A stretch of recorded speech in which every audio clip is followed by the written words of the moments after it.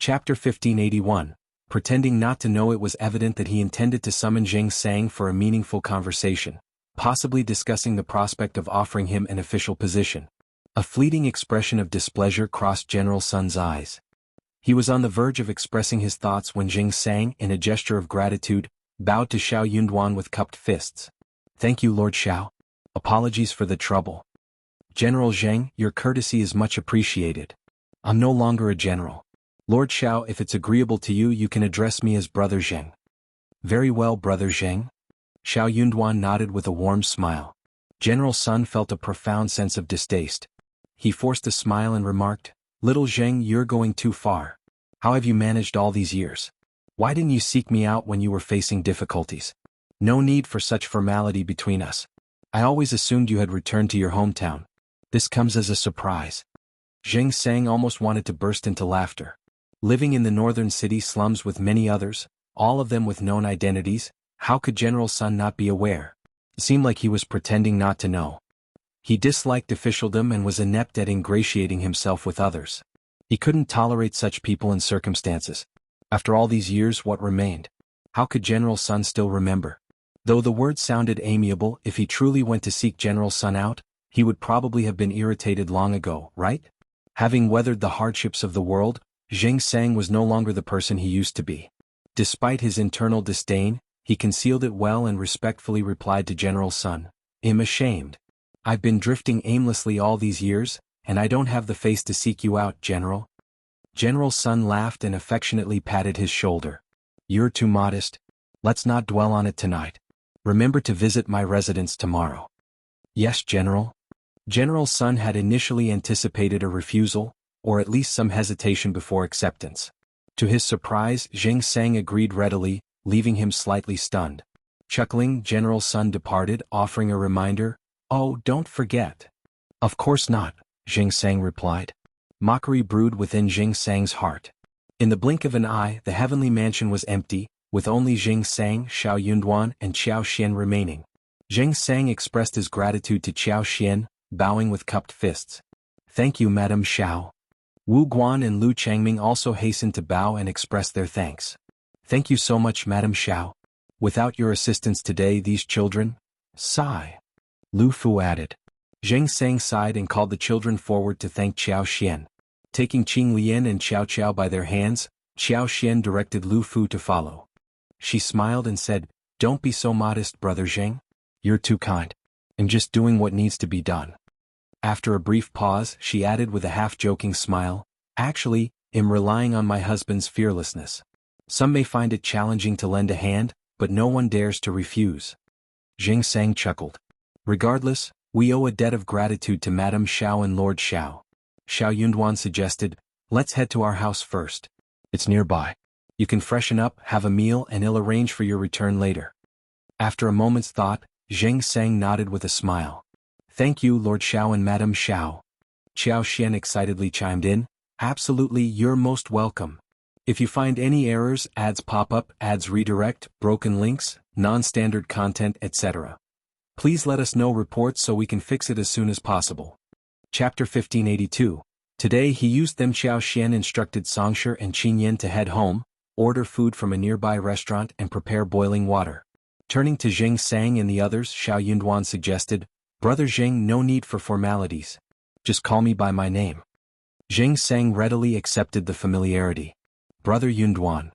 The two women exchanged glances and shared a laugh. Although one carriage wasn't sufficient, Lord Qin, considerate as always, arranged for an additional one. Shao Yunduan and the group traveled to his house in separate vehicles. The children, especially fond of Qiao Xian, accompanied her, Shao Yunduan, Jing Sang, and the rest. During the journey, Wu Guan and Lu Changming expressed their excitement. They felt relieved after finally venting their anger today, hinting at the countless grievances they had endured over the years. Having been fearless warriors on the battlefield, they returned to the city bearing injuries, illnesses, and missing limbs. Once mighty, now they had to endure humiliations and submit for a meal. The stark contrast between their past and present experiences weighed heavily on their hearts. Shao Yunduan couldn't help but sigh inwardly. He acknowledged having used them to his advantage today. Prompted by Lixia's information, he swiftly arrived at the heavenly mansion. While Qiao Xian was unfamiliar with Fu Wenxin, Shao Yunduan recognized him. Observing the fourth prince's attempt to manipulate the crown prince, an idea occurred to him. Why not seize this opportune moment? Rather than rushing forward, he blended into the crowd, opting to observe the unfolding developments. Shao Yunduan exuded confidence, firmly believing that his wife wouldn't succumb easily. Rather than approaching the scene directly, he instructed Li Xia to keep an eye on the crowd. When Shao Air brought over Zheng Sang, Wu Guan, and Lu Changming, Shao Yunduan intervened, preventing their progress. Upon revealing his identity and engaging in a brief conversation, Zheng Sang willingly handed over the reins, declaring that he would take charge. When Wen Fuxin was digging his own grave, Shao Yunduan took the forefront. Anticipating head steward Wen's involvement, he knew the patriarch would show up, driven by the expectation that his son would support him in his old age. Head steward Wen did not disappoint. With Wen Fuxin carelessly courting disaster, there was no turning back, and head steward Wen had to play along. Confident in the fourth prince's backing, head steward Wen wasn't afraid of failure. As long as he tarnished Zheng Sang's name, the fourth prince would offer unwavering support. It seemed like the matter would eventually be settled as a minor inconvenience. However, fate had different plans for him this time. Even the fourth prince would find himself implicated to some extent. This affair concerned the descendants of soldiers who had fought for the country. Without a proper explanation, the generals wouldn't stand for it. In this critical moment, Zheng Sang took the stage. When he and Shao Yunduan synchronized their efforts, the trap ensnared the uncle and nephew, sealing their fate. Although Shao Yunduan hadn't anticipated the situation escalating to this extent, he found the outcome quite satisfying. The bigger the situation, the better. While the crown prince insisted on maintaining an appearance of normalcy, Shao Yunduan believed in divine retribution for the wicked. Regardless, he went with the flow. Upon reaching Qiao Xian and Shao Yunduan's home, Li Xia swiftly prepared hot water, bathing the children and combing their hair. The dishes ordered from the restaurant arrived promptly. 2 tables were set with 8 dishes and 1 soup each. Shao Yunduan and the others even ordered 2 pots of wine. Qiao Xian dined at the kitchen table with the children. If you find any errors, ads pop up, ads redirect, broken links, non-standard content, etc., please let us know reports so we can fix it as soon as possible. Chapter 1583. Sadness. The restaurant, seemingly ordinary, boasted a menu of comforting home-cooked dishes. Mushroom roasted chicken, lamb roasted with onions, beef brisket stewed with white radishes, stir-fried meat, vermicelli cabbage, pork. The array was enough to elicit greedy expressions from the children. Despite their visible hunger, they restrained themselves, unwilling to make the first move. A collective gulp echoed in the room. Observing the children's plight, Qiao Xian took pity and urged them to sit. Dig in before it gets cold. Grateful, Lu Fu expressed his thanks, prompting the children to follow suit. Only then did they settle down to eat. Once chopsticks met food, the children couldn't help but hasten their consumption. Half of the dishes vanished from the table in no time. Their rapid eating, however, lacked rudeness, and Qiao Xian's gentle assistance softened the scene. Shao Yunduan, Zheng Sang, and others experienced a notable shift in mood. Rounds of dishes and a few glasses of wine later, Wu Guan unexpectedly broke into tears. It took him a while to regain composure, wiping away tears before smiling at Shao Yunduan. I apologize, Brother Yunduan. Having overseen numerous struggles and hardships, the brothers had maintained a relentless pace for years. Gathered around a table, sharing a decent meal and laughter, they reflected on the distant past. Although melancholy briefly settled in, Shao Yunduan poured wine and reassured, "There's no obstacle in this world that can't be overcome. Now that the court is aware, they'll handle it. Let's discuss it later." Zheng Sang, however, expressed reluctance, his brow furrowing. "I have no intention of involving myself with the imperial court anymore. The same goes for these children. The imperial court doesn't owe us anything. We're incapable and there's no one to blame but ourselves." It was an undeniable truth. Having retreated from the battlefield, who among them hadn't felt this way? Nevertheless, they were alive, a sentiment that brought satisfaction, especially when compared to their fallen comrades. Despite life's challenges, the children were gradually maturing each day. As they aged, it was hopeful that their circumstances would improve. However, gaining favor with the imperial court proved to be an arduous task, one that was financially beyond their means. Moreover, the prospect of entangling themselves in the conflicts among the princes, risking disaster, was a fear they couldn't shake. Shao Yunduan couldn't help but sigh inwardly, recognizing that Zheng Sang and the others had likely grown so disillusioned with the court that they accepted their situation with unusual calmness. Reflecting on the past, they had received compensation upon retirement, 15 taels of silver for the disabled and 20 taels for the deceased. While not a significant sum, if properly distributed among those entitled, it could have eased their hardships. Yet, the reality was different, leaving Xiao Yunduan with a mix of emotions. The allure of the silver was undeniable. Even a small business venture could have made a significant difference in their lives. Some might not even receive a single tael, further complicating matters. Xiao Yunduan found himself grappling with complex emotions, questioning the worth of investing effort in such an imperial court. He pondered the potential impact of the seemingly kind crown prince and whether his efforts to effect change were worthwhile. Disappointment had eroded his confidence, and he no longer harbored the desire to remain in the capital. Smiling with a sense of resignation, Xiao Yunduan spoke slowly, "I'm not suggesting that you pursue an official position or rely on the court's charity. Saving yourself is not an impossible task. There are alternatives worth exploring. If you find any errors, ads pop up, ads redirect, broken links, non-standard content, etc., please let us know reports so we can fix it as soon as possible." Chapter 1584. Must satisfy everyone. Jing Sang stood there, momentarily stunned. The eyes of Wu Guan and Lu Changming sparkled with hope. Unable to contain his curiosity, Wu Guan inquired, "Lord Shao, do you truly have a solution for us?" Though Jing Sang opened his mouth, no words escaped. Xiao Yunduan grinned. "My wife intervened to save those children today, creating a fateful connection between us. Given her compassionate nature, she will undoubtedly address this matter. Elder brother Wu, just be patient. My wife has no affiliations with the court. Possibly, he himself would distance from the capital in the near future." Wu Guan was taken aback. "Madam Shao? Indeed, that's correct." Anticipating that Wu Guan's skepticism might lead Xiao Yunduan to overthink, Jing Sang interjected with a smile. "Brother Yunduan, let's wait and observe." Xiao Yunduan chuckled. "You're right, Brother Zheng. Allow me to propose a toast to the three of you. Cheers." In the intermediary office of the Heavenly Mansion, Lord Qin was fraught with worry after head steward Wen and his nephew were imprisoned. The concern was not about how the case was conducted but rather about its resolution. Achieving satisfaction from all parties was imperative. This proved to be an arduous task. Uncertain if he could devise a solution that would benefit everyone, Lord Qin contemplated staying awake all night to ponder. Unfortunately, he was denied such an opportunity. In the dead of night, a group of shadowy figures infiltrated the Heavenly Mansion's prison. When head steward Wen, berating his nephew, witnessed the leader revealing his true identity, his previously disheartened demeanor instantly transformed.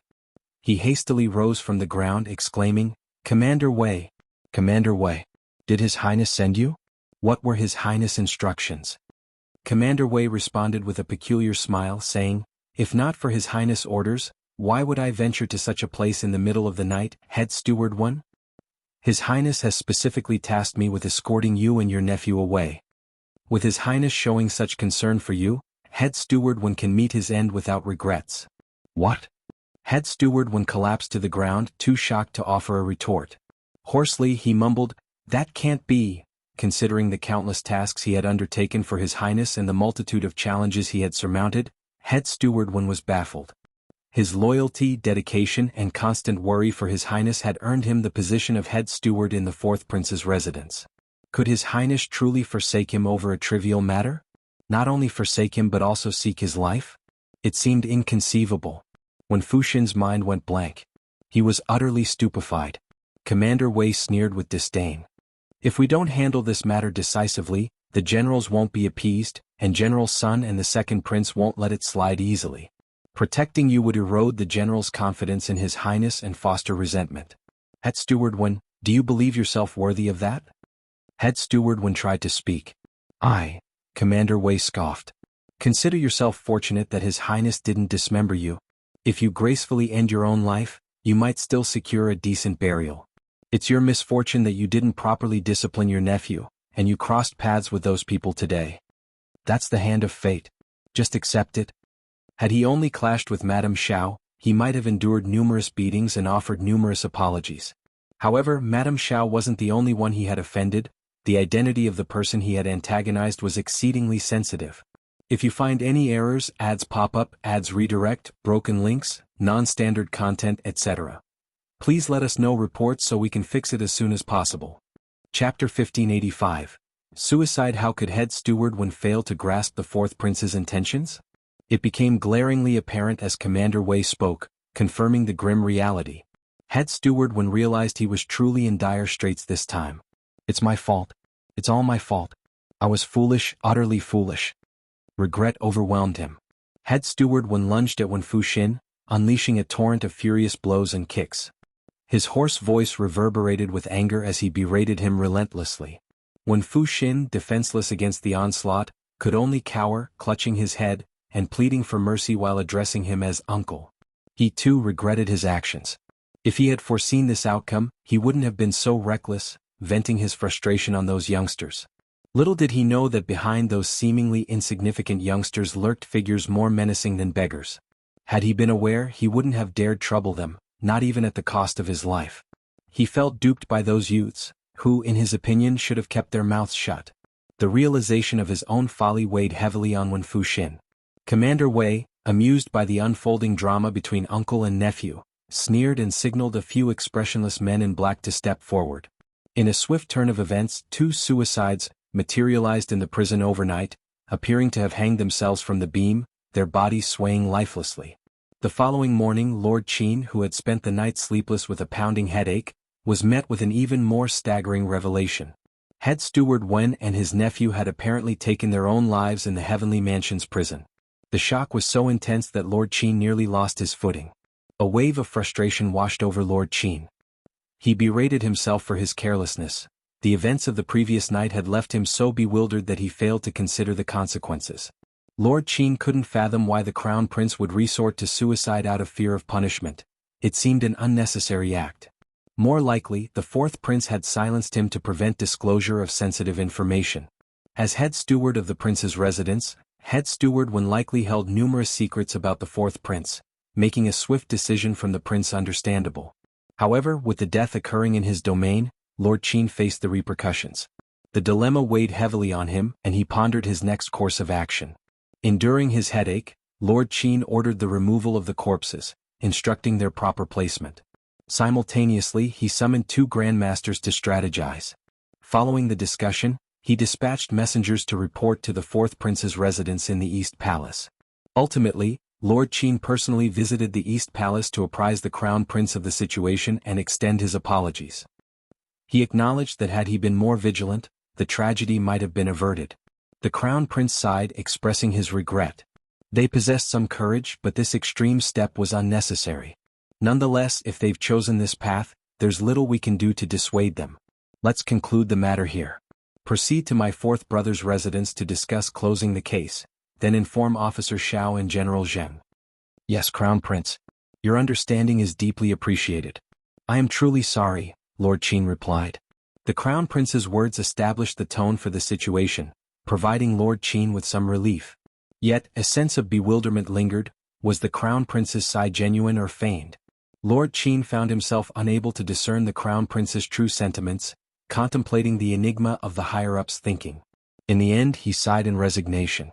The Crown Prince remained an enigma, his thoughts unfathomable.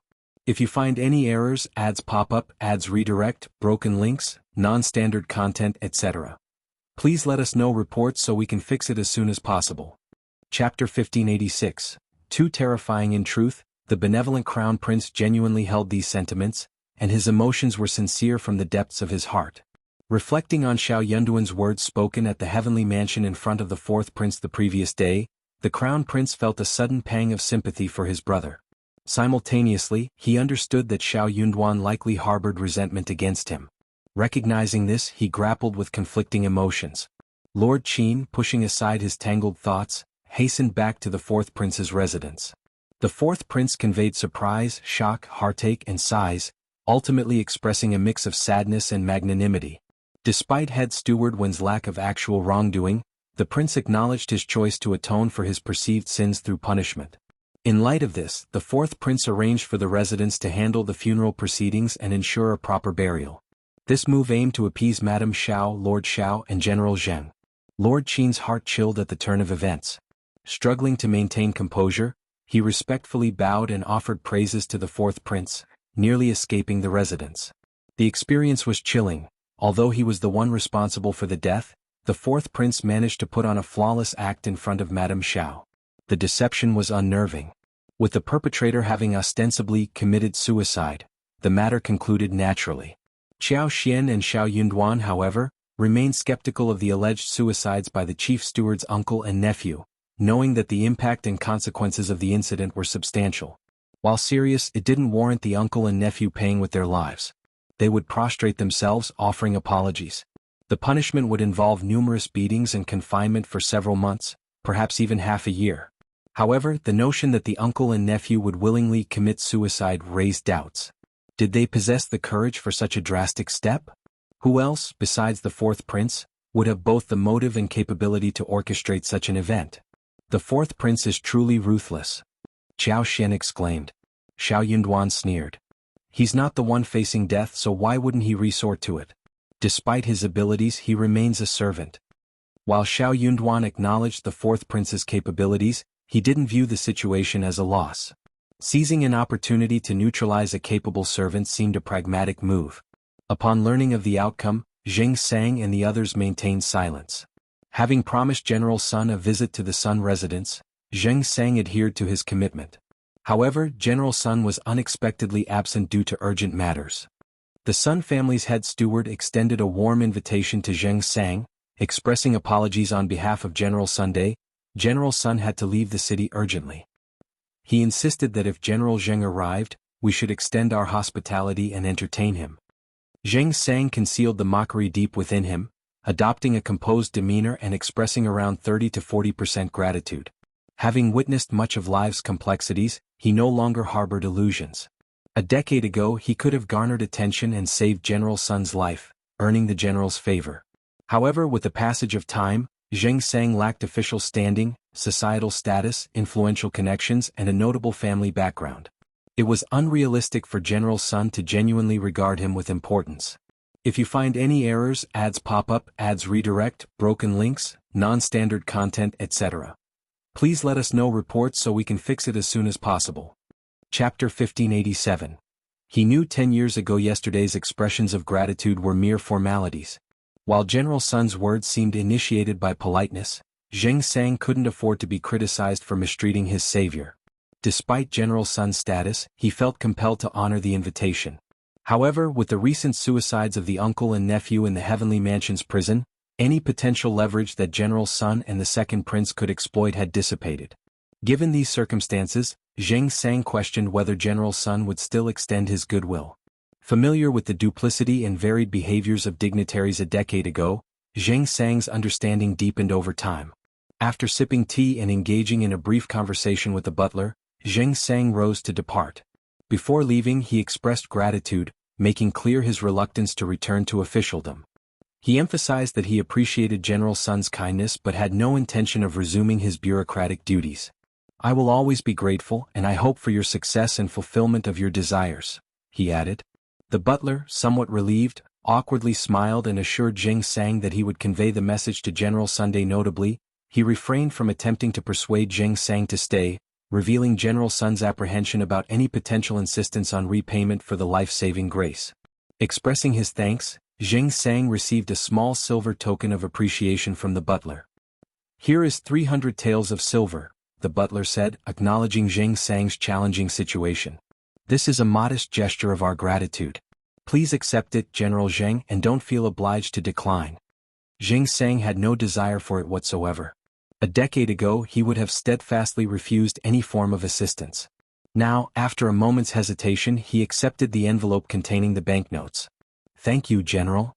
He recognized that declining might not bring him peace of mind. Besides, with people of various ages, ailments, disabilities, and lacking in essentials, 300 taels held significant value. It would prove beneficial to take it back. Expressing sincere thanks, Zheng Sang couldn't ignore the potential intentions behind General Sun's gesture. Nevertheless, he had gained something from the encounter, and gratitude was only natural. As Zheng Sang left, General Sun emerged from behind the partition. "Old master," the butler hastened forward and bowed, conveying, "This man is quite astute. He doesn't linger on matters unnecessarily. Having prepared various words, the butler found himself with no opportunity to share them. General Sun's eyes flickered, a sense of inexplicable frustration settling in. The feeling of hitting cotton did little to uplift his mood, and he recognized a deeper turmoil within himself. Let it be. After a brief pause, General Sun uttered these words and walked away with firm strides. If you find any errors, ads pop up, ads redirect, broken links, non-standard content, etc., please let us know reports so we can fix it as soon as possible. Chapter 1588. What is he trying to do? He was a beggar who had left the bureaucracy 10 years ago, now struggling in destitution. Regardless of his past bravery and excellence, in Emperor Xian's eyes, such an individual was considered worthless and not worth the emperor's attention. Shao Yunduan received a summons to appear in court. Kneeling in the intermediate hall of the Thousand Autumn Palace, Shao Yunduan faced the emperor's scathing reprimands. Emperor Xian of Qi, known for his intelligence, was also conceited and selfish. He had zero tolerance for scheming or anyone, even those who had previously praised him or made significant contributions. Emperor Xian was well informed about the events at the Heavenly Mansion's government office, including the subsequent developments. His keen mind allowed him to discern Shao Yunduan's involvement in the unfolding events. The emperor's thoughts raced, and it didn't take much for him to deduce Shao Yunduan's role. If Shao Yunduan hadn't colluded with Zheng Sang, leading the uncle and nephew into a trap, the situation would not have reached this point. Emperor Xian pondered the motives behind Shao Yunduan's actions. Was he so arrogant and dictatorial as to openly assist the crown prince in eliminating dissidents? Such actions seemed unseemly. Additionally, Zheng Sang and his comrades had already received compensation from the imperial court for their service on the battlefield. How they lived afterward was their own responsibility. Why was Shao Yunduan associating with them and the Sun family, seemingly attempting to instigate conflict and tarnish the court's reputation? Fortunately, the situation hadn't escalated to its worst potential. Otherwise, Emperor Xian might have summoned Shao Yunduan not just for a scolding, but for more severe consequences. I must warn you. Regardless of your significant contributions, you remain a subject of the Great Qin Empire, an official of the imperial court, not a personal servant of the crown prince. Your achievements do not grant you the privilege of arrogance. Do not harbor delusions that you can act with impunity and scheme against anyone. I will not tolerate it. If there is a next time, your punishment will be severe. Shao Yunduan listened to the emperor's rebuke in silence. As the emperor's anger reached the point of self-cursing, Shao Yunduan, bowing low, uttered, "I am sorry, your majesty. Please punish me." The momentarily calmer emperor, infuriated once again, forcefully slammed a cup of tea onto the coffee table. "How dare you? Shao Yunduan, don't think that you will escape punishment. Do you not understand what's in your best interest? I do not dare otherwise. I have reflected on my actions lately and come to a realization. My success since becoming an official has made me unstable. Although this incident is resolved, I cannot guarantee that I want heir in the future. Your Majesty, please grant me leave." Shao Yunduan felt a sense of relief. No longer desiring to remain in the capital, he contemplated pursuing his own path. What did it matter to him? Unaware that he would need to suppress his anger, feign ignorance of his wife's mistreatment, and continue serving the crown prince diligently, Shao Yunduan envisioned a life devoid of such servitude. He deemed his current role meaningless, devoid of any psychological comfort. If you find any errors, ads pop up, ads redirect, broken links, non-standard content, etc., please let us know reports so we can fix it as soon as possible. Chapter 1589. Crown Prince's Embarrassment. This was Xie Jingrong's suggestion after gauging the Crown Prince's stance, and it resonated with Shao Yunduan. Initially confused, Shao Yunduan hadn't considered this possibility at first. Indeed, wouldn't it be more advantageous to seek release from his current position rather than persisting in the capital? What one doesn't know or see can't harm them. The future conduct of the Crown Prince, whether good or bad, was no longer of concern to him. Having fulfilled his duties and exerted considerable effort, Shao Yunduan, now emotionally detached, had no intention of obstinately persevering. He envisioned leaving the capital far behind. Regardless of who ruled the empire in the future, he would remain a subject. While he hoped for the Crown Prince's eventual success, he no longer prioritized merit. Fortuitously, he found the right moment to voice his decision. The emperor, caught off guard, briefly froze before responding coldly, "Shao Yunduan, are you serious? Do you comprehend the gravity of your words?" Your Majesty, upon reflection, I believe this is the most suitable course of action. The emperor stared at him with a sneer. So, you do understand your place. Shao Yunduan kowtowed once more. Go inform the crown prince of your decision. The emperor wanted the crown prince to make the final call. Shao Yunduan's heart sank, but he dared not utter further protest. Yes, I will. Without delay, Shao Yunduan proceeded to the East Palace. Upon hearing that Shao Yunduan sought an audience, the crown prince's initial reaction was to devise an excuse to decline. For some inexplicable reason, the crown prince felt a slight reluctance to meet Shao Yunduan alone. The awkwardness hung in the air, leaving him uncertain about what to say. After a moment's contemplation, he instructed someone to bring Shao Yunduan in. It wouldn't be prudent to avoid the meeting. What if Shao Yunduan was overanalyzing the situation? That was something the crown prince wanted to avoid. The crown prince, known for prioritizing others, usually chose to sacrifice himself in conflicts. However, this magnanimity often went unappreciated, making it slightly inappropriate in certain situations. As they exchanged greetings, the initial awkwardness in the crown prince's heart began to fade. Observing Shao Yunduan, the crown prince had much to express. Ultimately, he sighed and said, Officer Shao, you didn't have to confront fourth brother like that yesterday. Fourth brother has always been hot-tempered. If he bears a grudge because of this, wouldn't he?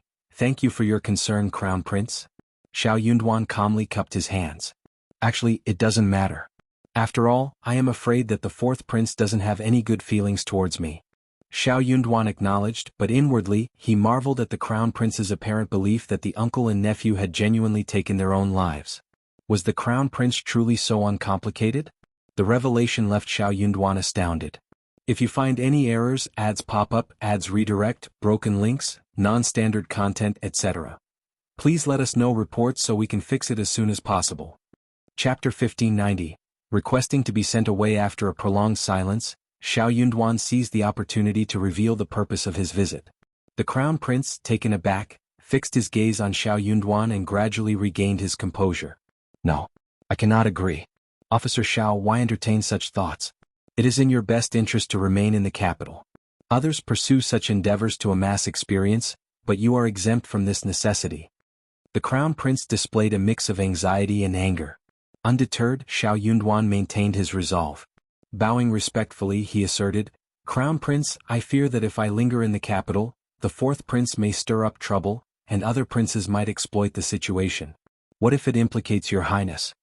I have contemplated this, and I believe a temporary departure from the capital to lie low would be prudent. Wouldn't it be beneficial for everyone to alleviate tensions?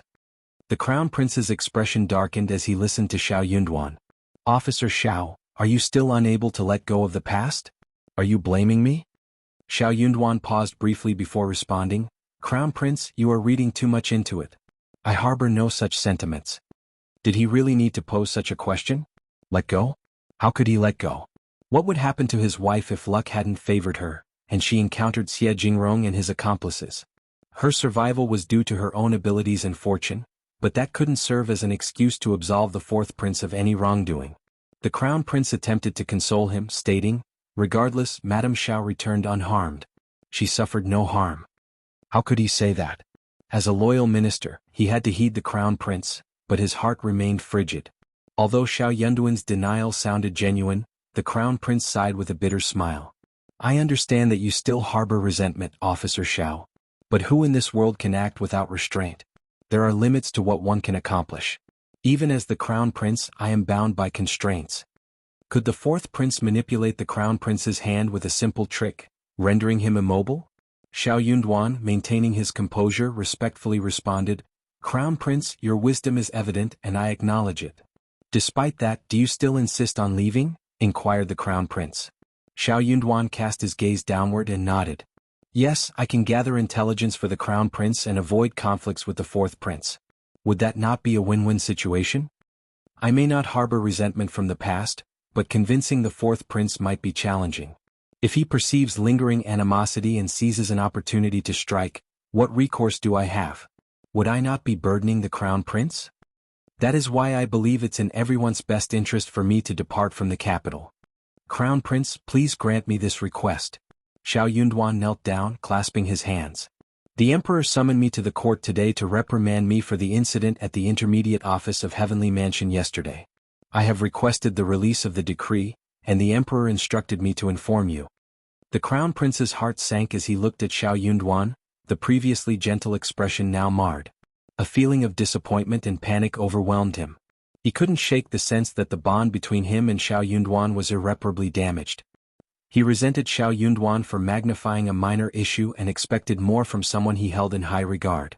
If you find any errors, ads pop up, ads redirect, broken links, non-standard content, etc., please let us know reports so we can fix it as soon as possible. Chapter 1591. Why are you so unreasonable? Yet he remained unyielding. Why are you so obstinate? The Crown Prince exclaimed in slight irritation. Reflect on it. Withdraw your request. Shao Yunduan chose not to engage in argument but rose from his seat and departed. The Crown Prince, seated on the couch, released a prolonged sigh. Frustrated, he sought solace at the Princess Consort's residence. Welcoming him with enthusiasm, the Princess Consort served tea with great hospitality. Observing the Crown Prince's disinterested demeanor, Princess Consort grew concerned and inquired, "Crown Prince, what has happened? Is something troubling you?" The Crown Prince seldom discussed political matters with the Princess Consort, who, in turn, refrained from probing into such affairs. However, Shao Yunduan's situation transcended mere politics. The Crown Prince sighed. Officer Shao requested release today. I cannot fathom why he would entertain such a notion. Oh, Princess Consort was taken aback and exclaimed, Crown Prince did not acquiesce, did he? They could not allow him to leave. He dared to venture where others hesitated, excelling in tasks beyond the capability of others. His contributions were manifold, including pleasant surprises. That year, the imperial plantation yielded a bountiful potato harvest, eliciting joy from the Ministry of Revenue. The Emperor, pleased, commended the Crown Prince, declaring him a boon to the empire. He asserted that in times of famine, these potatoes could potentially save countless lives. Such merit was priceless and irreplaceable. And Shao Yunduan had orchestrated all of this for the Crown Prince. Despite her disapproval of Qiao Xian and the belief that Shao Yunduan was overly lenient toward him, the Princess Consort still wished for Shao Yunduan to remain by the Crown Prince's side and offer his assistance. The Crown Prince, inherently kind-hearted, faced limitations with aides and confidants constrained by their reputations. In contrast, Shao Yunduan, a fearless youth, operated without as many worries and constraints. What hindered others did not impede him. The Crown Prince needed such a fearless ally. Shaking his head with a bitter smile, the Crown Prince remarked, I urged him to reconsider, but Officer Shao remains resolute. He won't change his mind. The Princess Consort expressed displeasure, stating, as a minister and with the Crown Prince as the heir, as a scholar and the primus, doesn't he understand the principle of hierarchy? If he's loyal to the Crown Prince, he shouldn't speak that way. You misunderstand him. The Crown Prince hesitated before revealing Shao Yunduan's lingering dissatisfaction with Qiao Xian's kidnapping. Princess Consort grew even angrier and felt a twinge of embarrassment.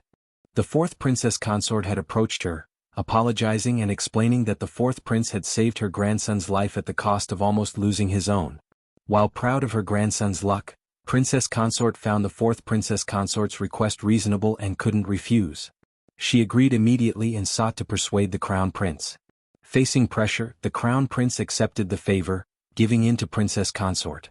If Shao Yunduan harbored issues with this matter, it implied Princess Consort had erred. Naturally, she wasn't pleased. This is even more unjustifiable. Lord Shao, can't you grasp such a simple principle? Fourth brother saved our grandson. We must reciprocate. Miss Qiao is unharmed, isn't she? What is there to argue about? Is Lord Shao willing to harm us all? That's too much. If you find any errors, ads pop up, ads redirect, broken links, non-standard content, etc., please let us know reports so we can fix it as soon as possible. Chapter 1592. Miss Qiao must have instigated it. If I may speculate, Lord Shao wouldn't act so thoughtlessly towards the Crown Prince. Perhaps it's Miss Qiao who is influencing him. Maybe Miss Qiao is behind the request for release. It's difficult to say. That could be the case. The more the Princess Consort contemplated, the more she believed she was correct, and the more she grew disdainful of Qiao Xian. She sighed, unable to suppress her disappointment. Born into a humble family with no proper upbringing. What a pity for Lord Shao. Her words raised doubt in the Crown Prince. He fell into contemplative silence. Princess Consort sneered. I've been saying that Miss Qiao will run into trouble sooner or later, and I am right. A virtuous wife should steer clear of such complications. Crown Prince dismissed it with a wave. That's their family affair. Let's not dwell on it. Princess Consort felt a twinge of frustration. The family affair? While true if it jeopardized the Crown Prince's interests, it ceased to be a simple family matter. She couldn't fathom why the Crown Prince indulged Miss Qiao to such an extent. It was perplexing. What's your plan? What else could he do? Crown Prince sighed. Wait and observe. At the Shao mansion, Qiao Xian, Shao Yunduan, Xie Jingrong, and Zhao Shu engaged in a discussion. The possibility of Shao Yunduan leaving the capital hung in uncertainty. The Crown Prince wouldn't easily let him go, but Shao Yunduan was determined to depart. He had no intention of prolonging his stay in the capital any further. He couldn't bear to see Qiao Xian harmed again. As long as Qiao Xian remained alive, the fourth prince would eventually yield to the Crown Prince, bringing an end to the situation. She's perfectly fine. But what if one day Qiao Xian's luck ran out and she couldn't return?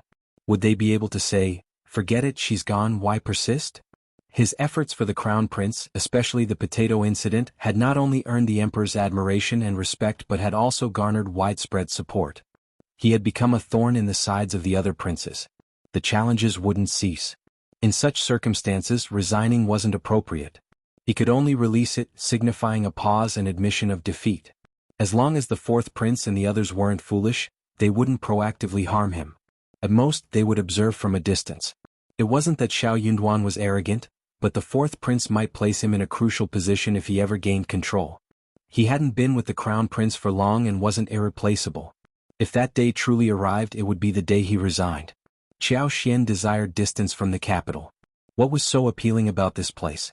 She might as well be a local official, a local leader.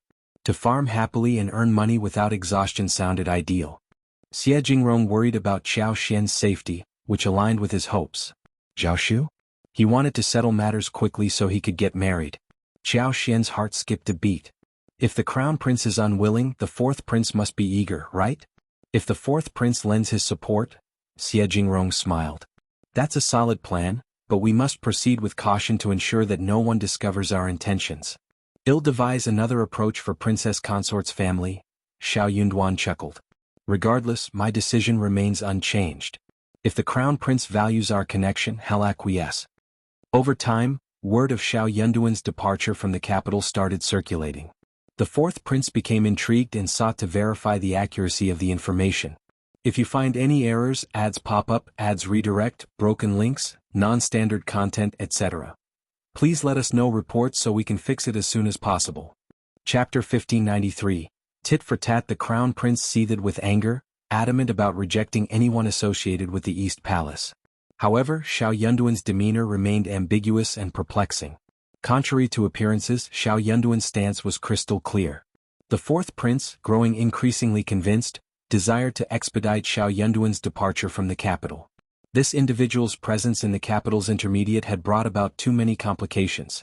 The farther he went, the better. Initially skeptical of Princess Consort's words, the Crown Prince now found himself infuriated and placed blame on Qiao Xian. Summoned to the East Palace, Qiao Xian received a severe reprimand from Princess Consort. The intention was to urge her to adopt a generous and virtuous attitude, to not harbor selfish resentments. What more could she gain by ruining her husband's career? In the face of accusations, Qiao Xian grew indignant.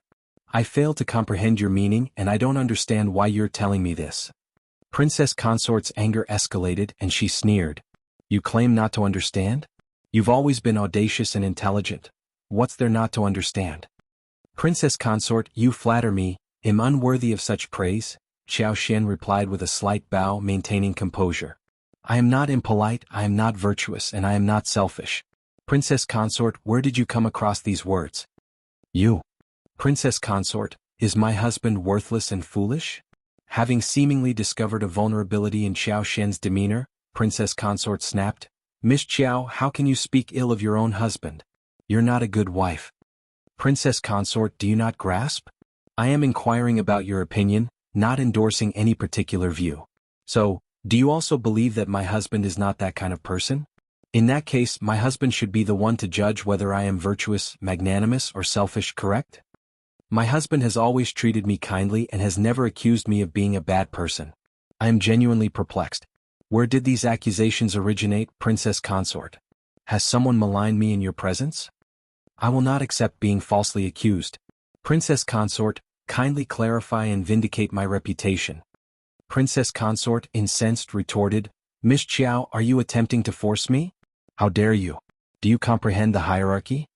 I'm simply seeking an explanation. Otherwise, I won't endure this tarnished reputation while remaining in the capital.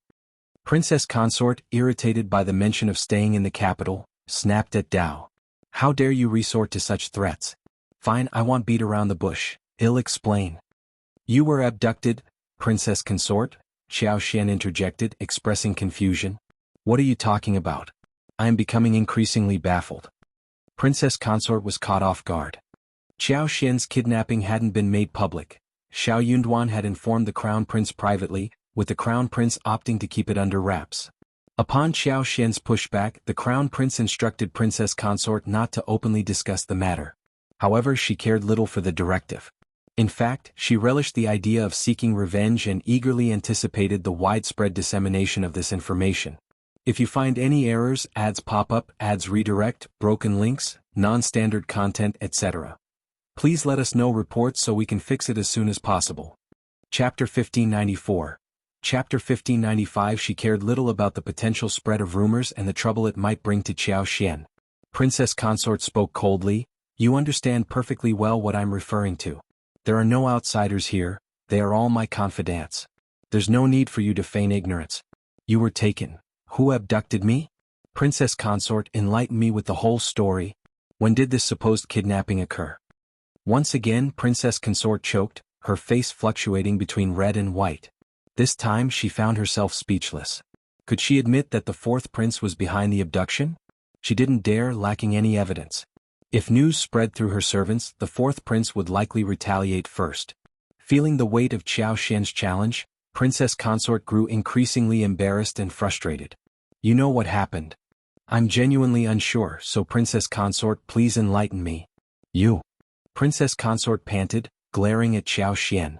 Her chest rose and fell rapidly, she was evidently seething with anger. I have underestimated you, she gritted her teeth, raising her eyes and speaking in a deep tone. Miss Qiao, you are even more uncouth than I thought. I've never encountered such a shrew in the marketplace. It has broadened my horizons. The palace maids and attendants lowered their heads, their bodies tense. Holding their breath, they dared not make a sound. Auntie Fu, absent due to illness, was missed by everyone. In this charged atmosphere, no one dared to speak and only Auntie Fu would have the courage to do so. Certainly, no one anticipated that Madame Shao would dare provoke Princess Consort to such an extent. Princess Consort, known for her demure and gentle demeanor, had never been witnessed losing her temper or speaking impolitely. Concern and worry spread among those present. Qiao Xian, unfazed, felt nothing. While the harsh words from Princess Consort might have caused other noble ladies to faint from embarrassment, Qiao Xian seemed prepared to engage in another 300 rounds of verbal sparring. With a blink, she regarded Princess Consort with confusion. Princess Consort, since you've never witnessed me behaving like a shrew in the market, how can you claim that I am? Pardon my lack of comprehension, but I genuinely don't understand. You Miss Qiao. Princess Consort screamed, her embarrassment darkening her vision. You're deliberately opposing me? How dare you? Trembling with anger, her voice cracking, Princess Consort grew even more furious. While Qiao Xian seemed unconvinced, she chose not to say anything further. Princess Consort's anger escalated. Lord Shao has such a troublesome wife, it's no wonder he can't find peace. I will teach you the meaning of virtue. Scanning the surroundings, she called out, Xiaoxing, come here. The palace maid named Xiaoxing assessed the situation in front of everyone. Forcing herself to remain composed, she walked forward with a stiff posture, head lowered, and a wildly beating heart. She silently prayed that it wasn't what she feared. Princess Consort addressed Qiao Xian coldly, Xiaoxing is my favorite attendant. Gentle, quiet, talented, and knowledgeable in music, chess, calligraphy, and painting. Take her home and let her serve Lord Shao from now on. Let's see how a woman should conduct herself. Xiaoxing's face paled and fear welled up in her eyes. She didn't want to go. Madame Shao would never forgive her. If you find any errors, ads pop up, ads redirect, broken links, non-standard content, etc., Please let us know reports so we can fix it as soon as possible. Chapter 1595. Not a word is allowed to be spread. Qiao Xian, infuriated, burst into laughter. Why were these women so keen on meddling in others' affairs? It seemed they resented Shao Yunduan because he didn't have concubines like their own husbands did. To appease their insecurities, they sought to find a match for Shao Yunduan. Qiao Xian retorted, I'm a jealous woman, so I cannot comply with your request. Princess Consort, why not send her to my husband and see if he accepts her? Princess Consort widened her eyes. How dare you refuse me? I am jealous, Princess Consort. Xiaoxing's legs turned to jelly. Plop. She knelt down, unable to stand any longer. In her heart, she fervently wished for a refusal. You'll take my leave now, Princess Consort. If you need anything you can inform my husband. As long as he doesn't mind, I don't mind either. I'll defer to his judgment. I wouldn't dare to trouble Princess Consort further. I'll take my leave. Qiao Xian bowed and departed slowly. Princess Consort, frustrated, glared at Qiao Xian, attempting to halt her. But what did it matter if she kept Qiao Xian there? This person was simply incorrigible. As a member of the government and the crown prince's wife, could she administer a lesson and punish her as she did with the intermediate servants in the East Palace? Clearly not. Furthermore, she would not stoop to such disgraceful and ungentlemanly behavior, enough for others to mock her behind her back. Princess Consort seethed with anger. She trembled with fury, her breath erratic. What an audacious Miss Qiao. She was excessively arrogant. Where did she find the audacity to behave this way? Princess Consort took a deep breath, closed her eyes and spoke coldly, if word of today's events spreads, none of you will be spared. Remember, each and every one of you. The maids hastily knelt down. Yes, Princess Consort. All of you may leave. Understood. The more Princess Consort dwelled on the situation, the angrier she became. She stood motionless, seething with indignation. Qiao Xian exited the prince's mansion and entered the carriage. As she settled into her seat, her heart raced and her limbs felt weak. She patted her chest, heaving a sigh of relief. She was somewhat apprehensive. She couldn't fathom where she found the courage to confront Princess Consort face to face, provoking such fury in return. While it felt gratifying at the time, the aftermath might result in a lasting feud. Upon returning home, Qiao Xian instructed Yi to summon her husband if there were no urgent matters. The more she contemplated the situation, the more overwhelmed she felt. She needed to confess to her husband and then shift the blame to him, allowing him to devise a solution. Yi was remarkably swift. Shao Yunduan returned promptly upon learning that Qiao Xian sought him. My darling, husband, you're back so quickly. Qiao Xian greeted him with a smile. Now that she had regained composure, her limbs felt invigorated. Shao Yunduan raised an eyebrow, appraising her. Qiao Xian led him to sit down and said eagerly, It seems I've caused you some trouble. Seeing that she was still in a joking mood, Shao Yunduan felt relieved. He embraced her and remarked, The trouble you've caused isn't trouble at all. It's the fault of others. If you find any errors, ads pop up, ads redirect, broken links, non-standard content, etc. Please let us know reports so we can fix it as soon as possible. Chapter 1596. Strike First. Qiao Xian couldn't help but laugh, sighing, I was too impulsive today, I showed no mercy. With nothing to hide from Shao Yunduan, who had a good memory, Qiao Xian recounted everything about Princess Consort summoning her to deliver a reprimand. Shao Yunduan expressed sympathy for his daughter-in-law. It's been hard on you, he said. He sneered, adding, My wife is right. I also want to ask Princess Consort, who gave her that information, or how did she know? What right does she have to judge my wife like that? What does our family's business have to do with others? I really can't stay in the capital anymore. Qiao Xian laughed self-deprecatingly, Of course that makes me so angry. Why am I not virtuous and selfish? Shao Yunduan smiled and kissed her face, praising her with an indulgent look. That is nonsense. My wife is virtuous, generous and kind-hearted. You are the best in my heart. Covering her face, Qiao Xian smiled, lying in his arms. Shao Yunduan felt sorry for her but also worried she might get scared, so he kept her company and provided comfort. They laughed for a while and Shao Yunduan was relieved when he saw that his wife was fine. Thinking about what she had told him, he couldn't help but feel angry again. Oh yes. Qiao Xian suddenly remembered something and said, Princess Consort is going to complain to the crown prince. I have seen through her and God knows how much she will twist the truth. It will be bad if the crown prince believes what she says and causes some misunderstanding. Why don't you go to the crown prince? At the very least he had to make the first move. That was why Qiao Xian asked someone to bring Xiao Yunduan home. It was true that they were planning to leave the capital, and it was also true that they were disappointed in the crown prince. However, it did not mean that they were going to fall out with each other. Everything I said is the truth. Of course I believe you, you are not that kind of person. Xiao Yunduan smiled and squeezed Qiao Xian's hands. Don't worry, Princess Consort will not expose us. Qiao Xian was startled. Why? He explained, I don't believe she will. Think about it, Princess Consort has always been a dignified and virtuous woman who values her reputation. She will undoubtedly be angry with you, but complaining to the crown prince would make her seem useless and shameless. So she won't do it. Not only will she refrain from complaining, but she will also instruct the servants around her to remain silent. Qiao Xian was left speechless. Oh, I understand a little now. Aren't they tired of living like this? Sigh. Xiao Yunduan laughed. That is their own choice, don't learn from them. I hope that no matter what happens you will confide in me. Qiao Xian chuckled. Don't worry, I am very good at that. They exchanged smiles.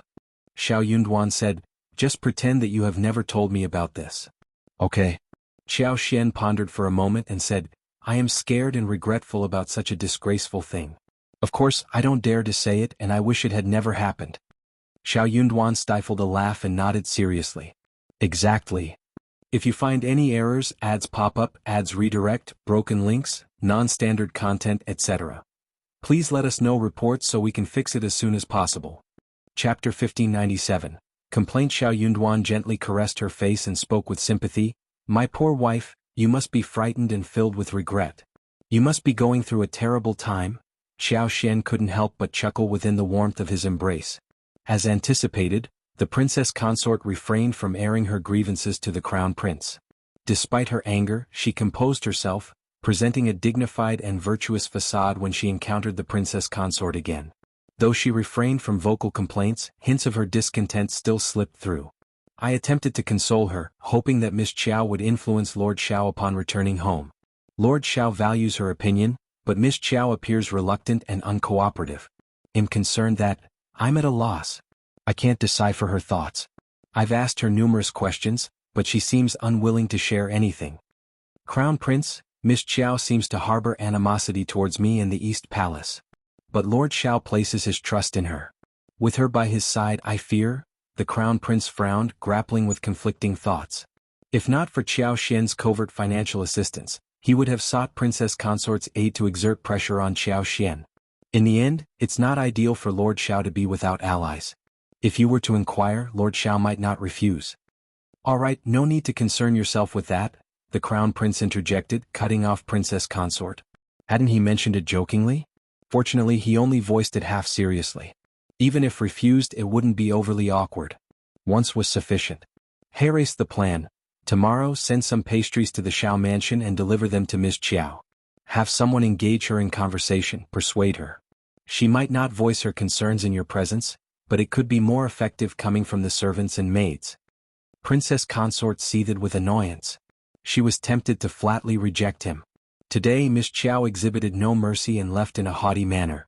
Yet, in the end, Princess Consort dispatched someone to deliver pastries to Miss Qiao the next day as a gesture of consolation and an attempt to coax her into a civil conversation. Miss Qiao would likely revel in the notion that she was receiving an apology. The situation was undeniably exasperating. Even the Empress, noble consort, and troublesome sisters-in-law in the palace had never subjected her to such humiliation. But compelled by the Crown Prince's statement, she found no grounds to refuse. Yes, Crown Prince, I understand. Through gritted teeth and considerable frustration, Princess Consort managed to force these words out in a tone that resonated across the entire area.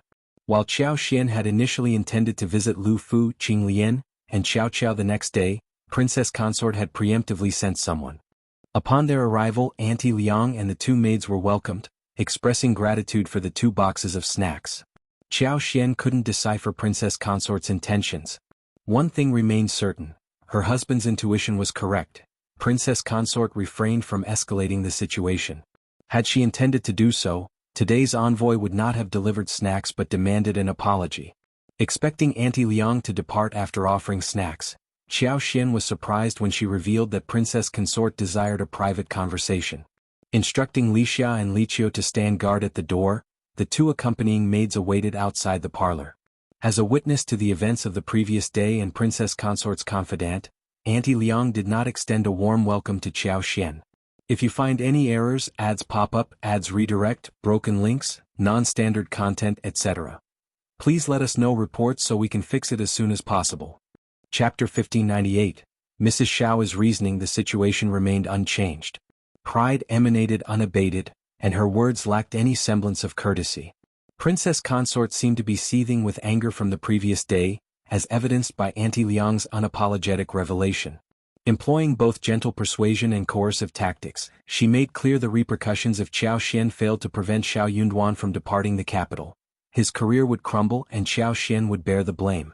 Auntie Liang spared no criticism, accusing Qiao Xian of pettiness, selfishness and callousness. Despite being unscathed, she insisted on feigning distress, jeopardizing her husband's future. In Auntie Liang's eyes, she was nothing more than a foolish and unruly woman. Infuriated by these words, Qiao Xian scoffed, retorting, "My well-being is a result of my own capabilities, not someone else's mercy. Why shouldn't I prioritize myself? While my life may not hold the same value as Princess Consort's own grandson, I still value it." Auntie Liang's response was icy. "You should refrain from discussing such matters in front of your superiors. Madame Shao has resided in the capital long enough to grasp this basic principle." Despite her shorter tenure in the capital, Qiao Xian shot back, "I've heard of the principle that a prince and a commoner face equal consequences. Have you not? Your emphasis on seniority doesn't grant the authority to take another's life. Dare you assert that publicly, Auntie Liang? Why bother with the Ministry of Justice, Great Justice Temple, and the Heavenly Mansion? If superiority is the only measure, disputes could be resolved by determining who is more eminent." Auntie Liang erupted, "Madame Shao, you are being unreasonable." Dismissing her with disdain, Qiao Xian retorted, "I stand on the right side of reason. What about you? Besides hounding me, what else do you comprehend?" Auntie Liang trembled in response. Qiao Xian exuded an air of arrogance. She raised the corner of her eyes, narrowing them at Auntie Liang. "Auntie Liang, do you have anything else to say? If not, please leave." "No.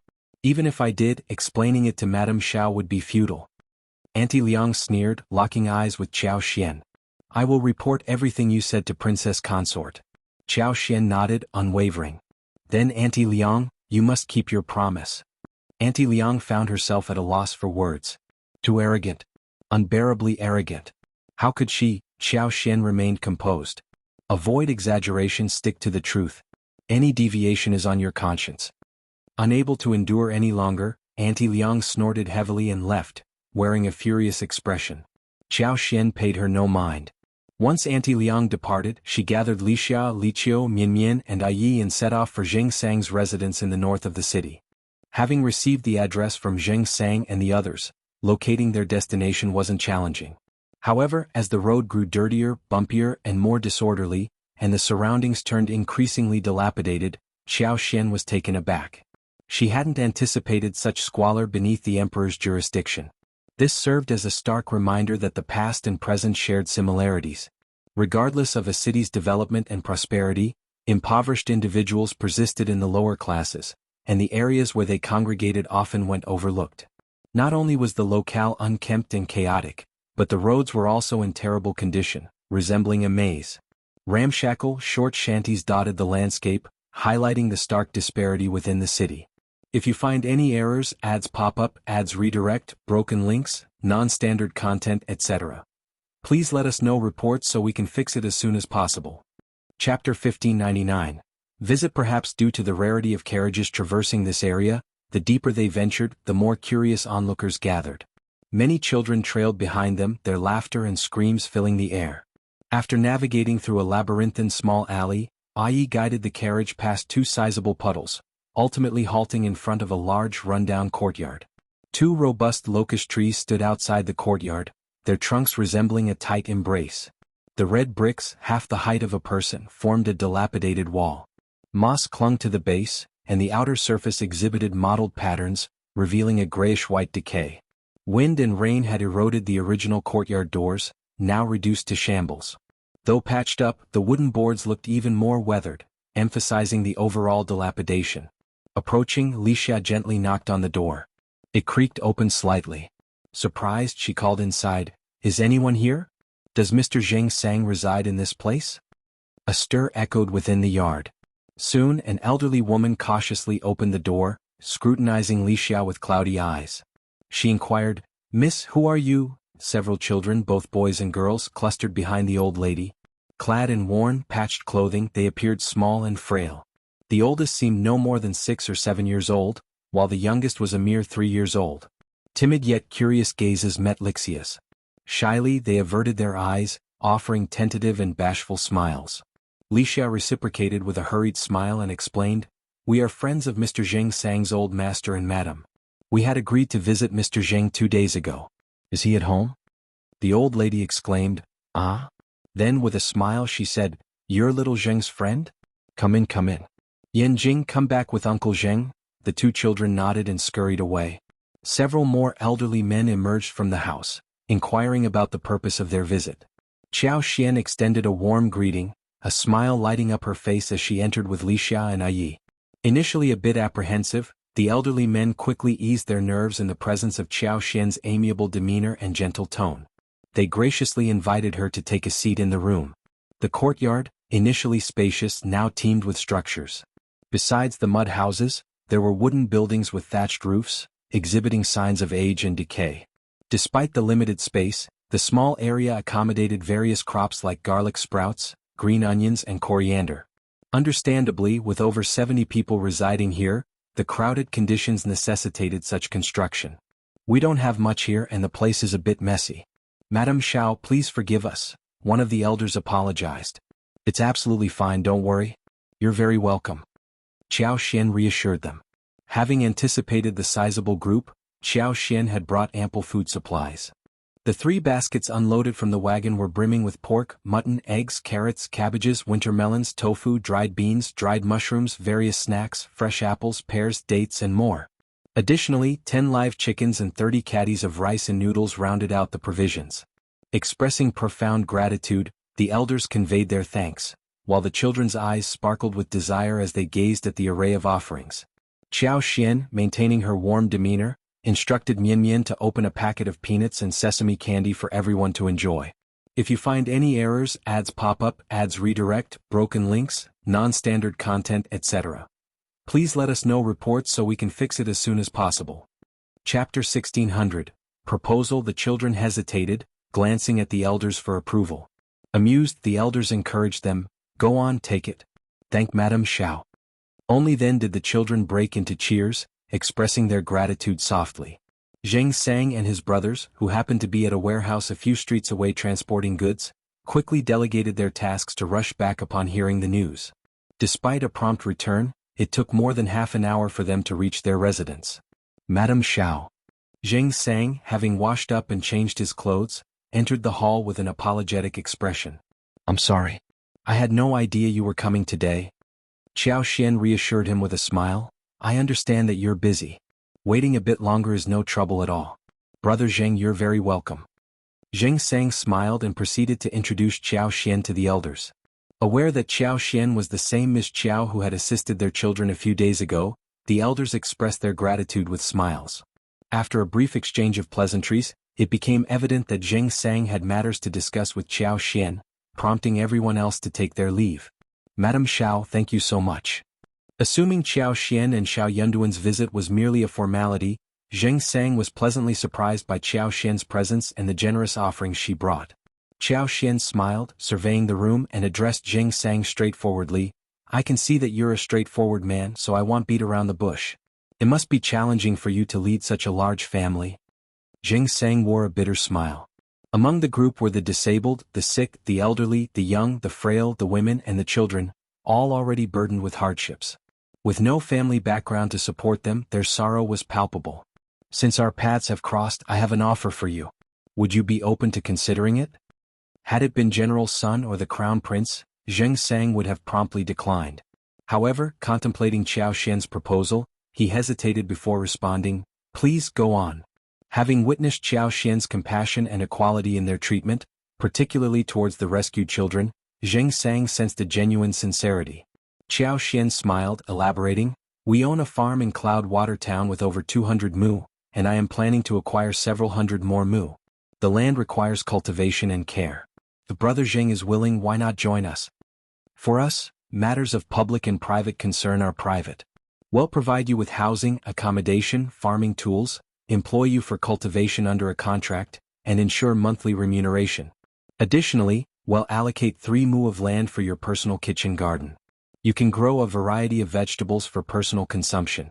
If there are leftovers, you can even raise chickens and ducks. What do you think?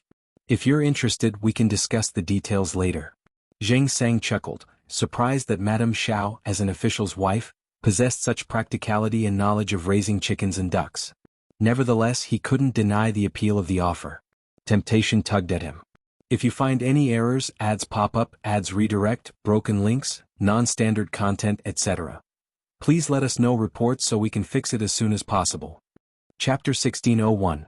Tempted. Despite receiving 300 taels of silver from General Sun and 200 taels each from the Crown Prince's and the Fourth Prince's residences, they had used a substantial portion to procure medicines for their tortured brothers. The expenses included high-quality ginseng and Ganoderma lucidum, totaling over 100 taels. Remaining cautious, they refrained from touching the remaining silver, preserving it for future herbal remedies and the upcoming winter. Their lack of business knowledge deterred them from taking financial risks. Madame Shao's proposal offered a long-term solution, providing not just a place to settle down but also stable employment. Furthermore, the promise of 3 mu of land for vegetable cultivation and raising chickens and ducks was particularly enticing.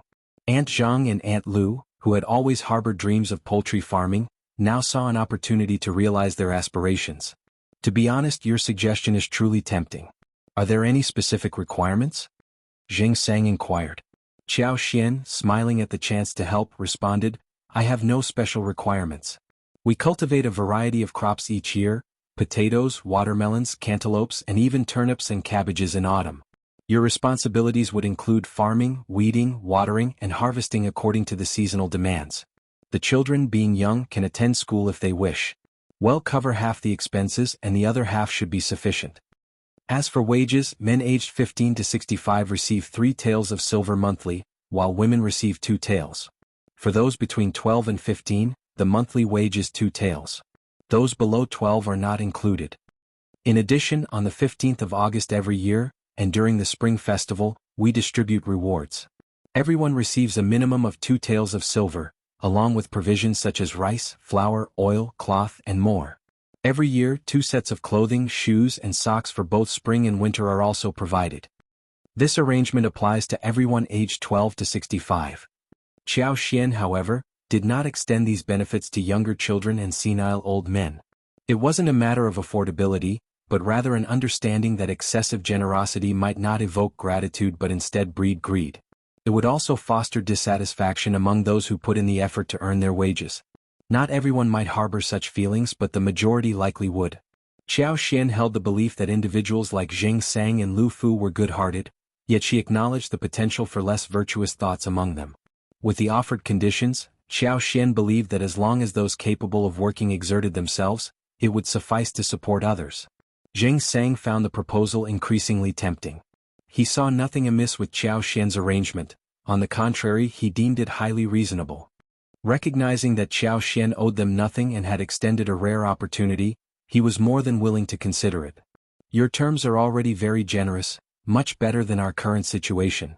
Zheng Sang expressed gratitude with a smile and a sigh. I thank you, sister-in-law. I'll discuss it with everyone tonight. Is Brother Yunduan at home tomorrow? I plan to visit him, or if the postnatal is fine too. Qiao Xian, pleased with Zheng Sang's positive response, felt reassured. If he found the proposal favorable, the others would likely share the sentiment.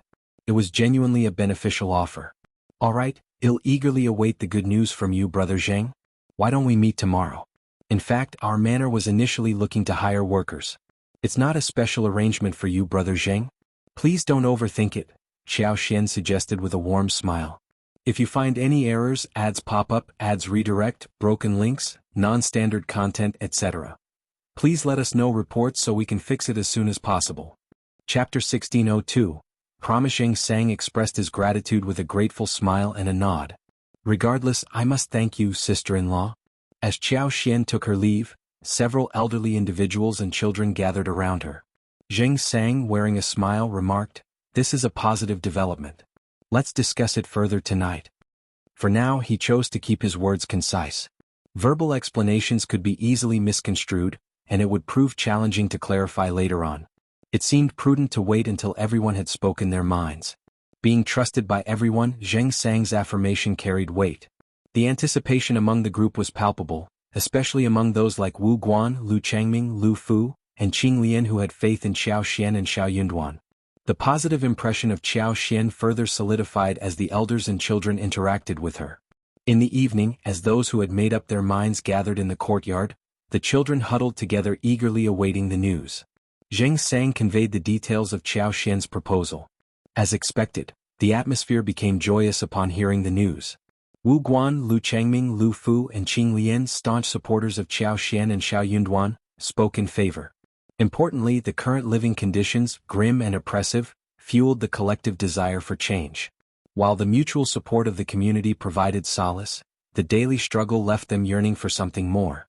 Now, presented with a potential path to hope, the temptation was undeniable. Despite the challenges, it seemed no worse than their current situation.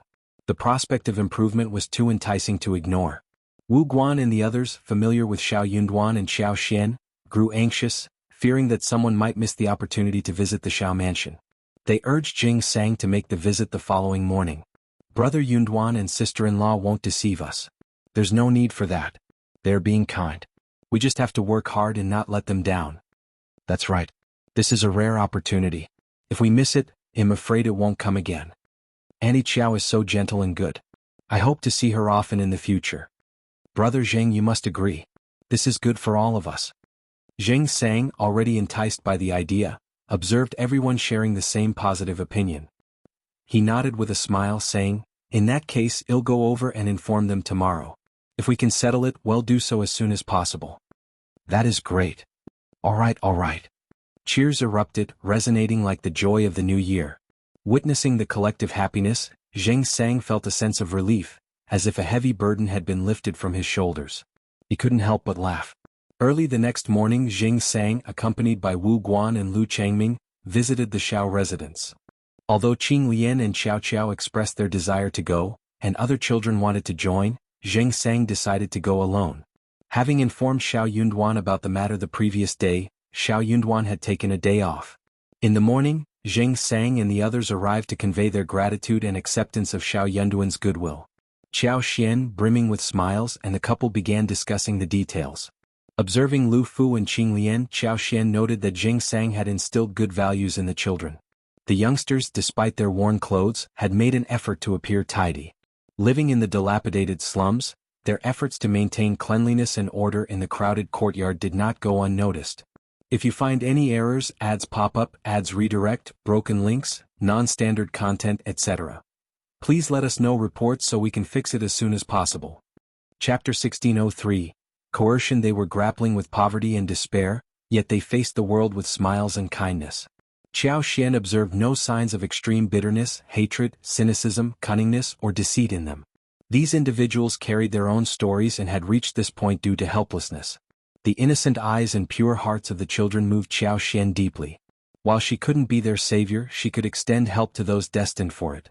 Rather than merely providing financial support to 70 to 80 people, Qiao Xian believed in the principle of teaching them to fish, not just giving them fish. Recognizing that the manor needed additional manpower, Qiao Xian saw an opportunity to arrange for them to work there. Trusting Zheng Sang, she considered him capable of overseeing the manor in their absence. As for Songshi, leaving with them was a natural course of action. Qiao Xian had limited personnel under her, and they were essential. During their discussions, Qiao Xian involved Songshi and Qing Yan in the decision-making process. Given the shortage of housing in the manor, His insights into suitable locations proved invaluable. After an entire morning of discussions and scheduling an appointment with Songshi to bring the group to the manor the next day, Zheng Sang and the others departed. Further details would be ironed out between Songshi and Zheng Sang, with those still undecided communicating their expenditures to Qiao Xian. Xiao Yunduan requested that Qiao Xian refrain from going out for the next few days.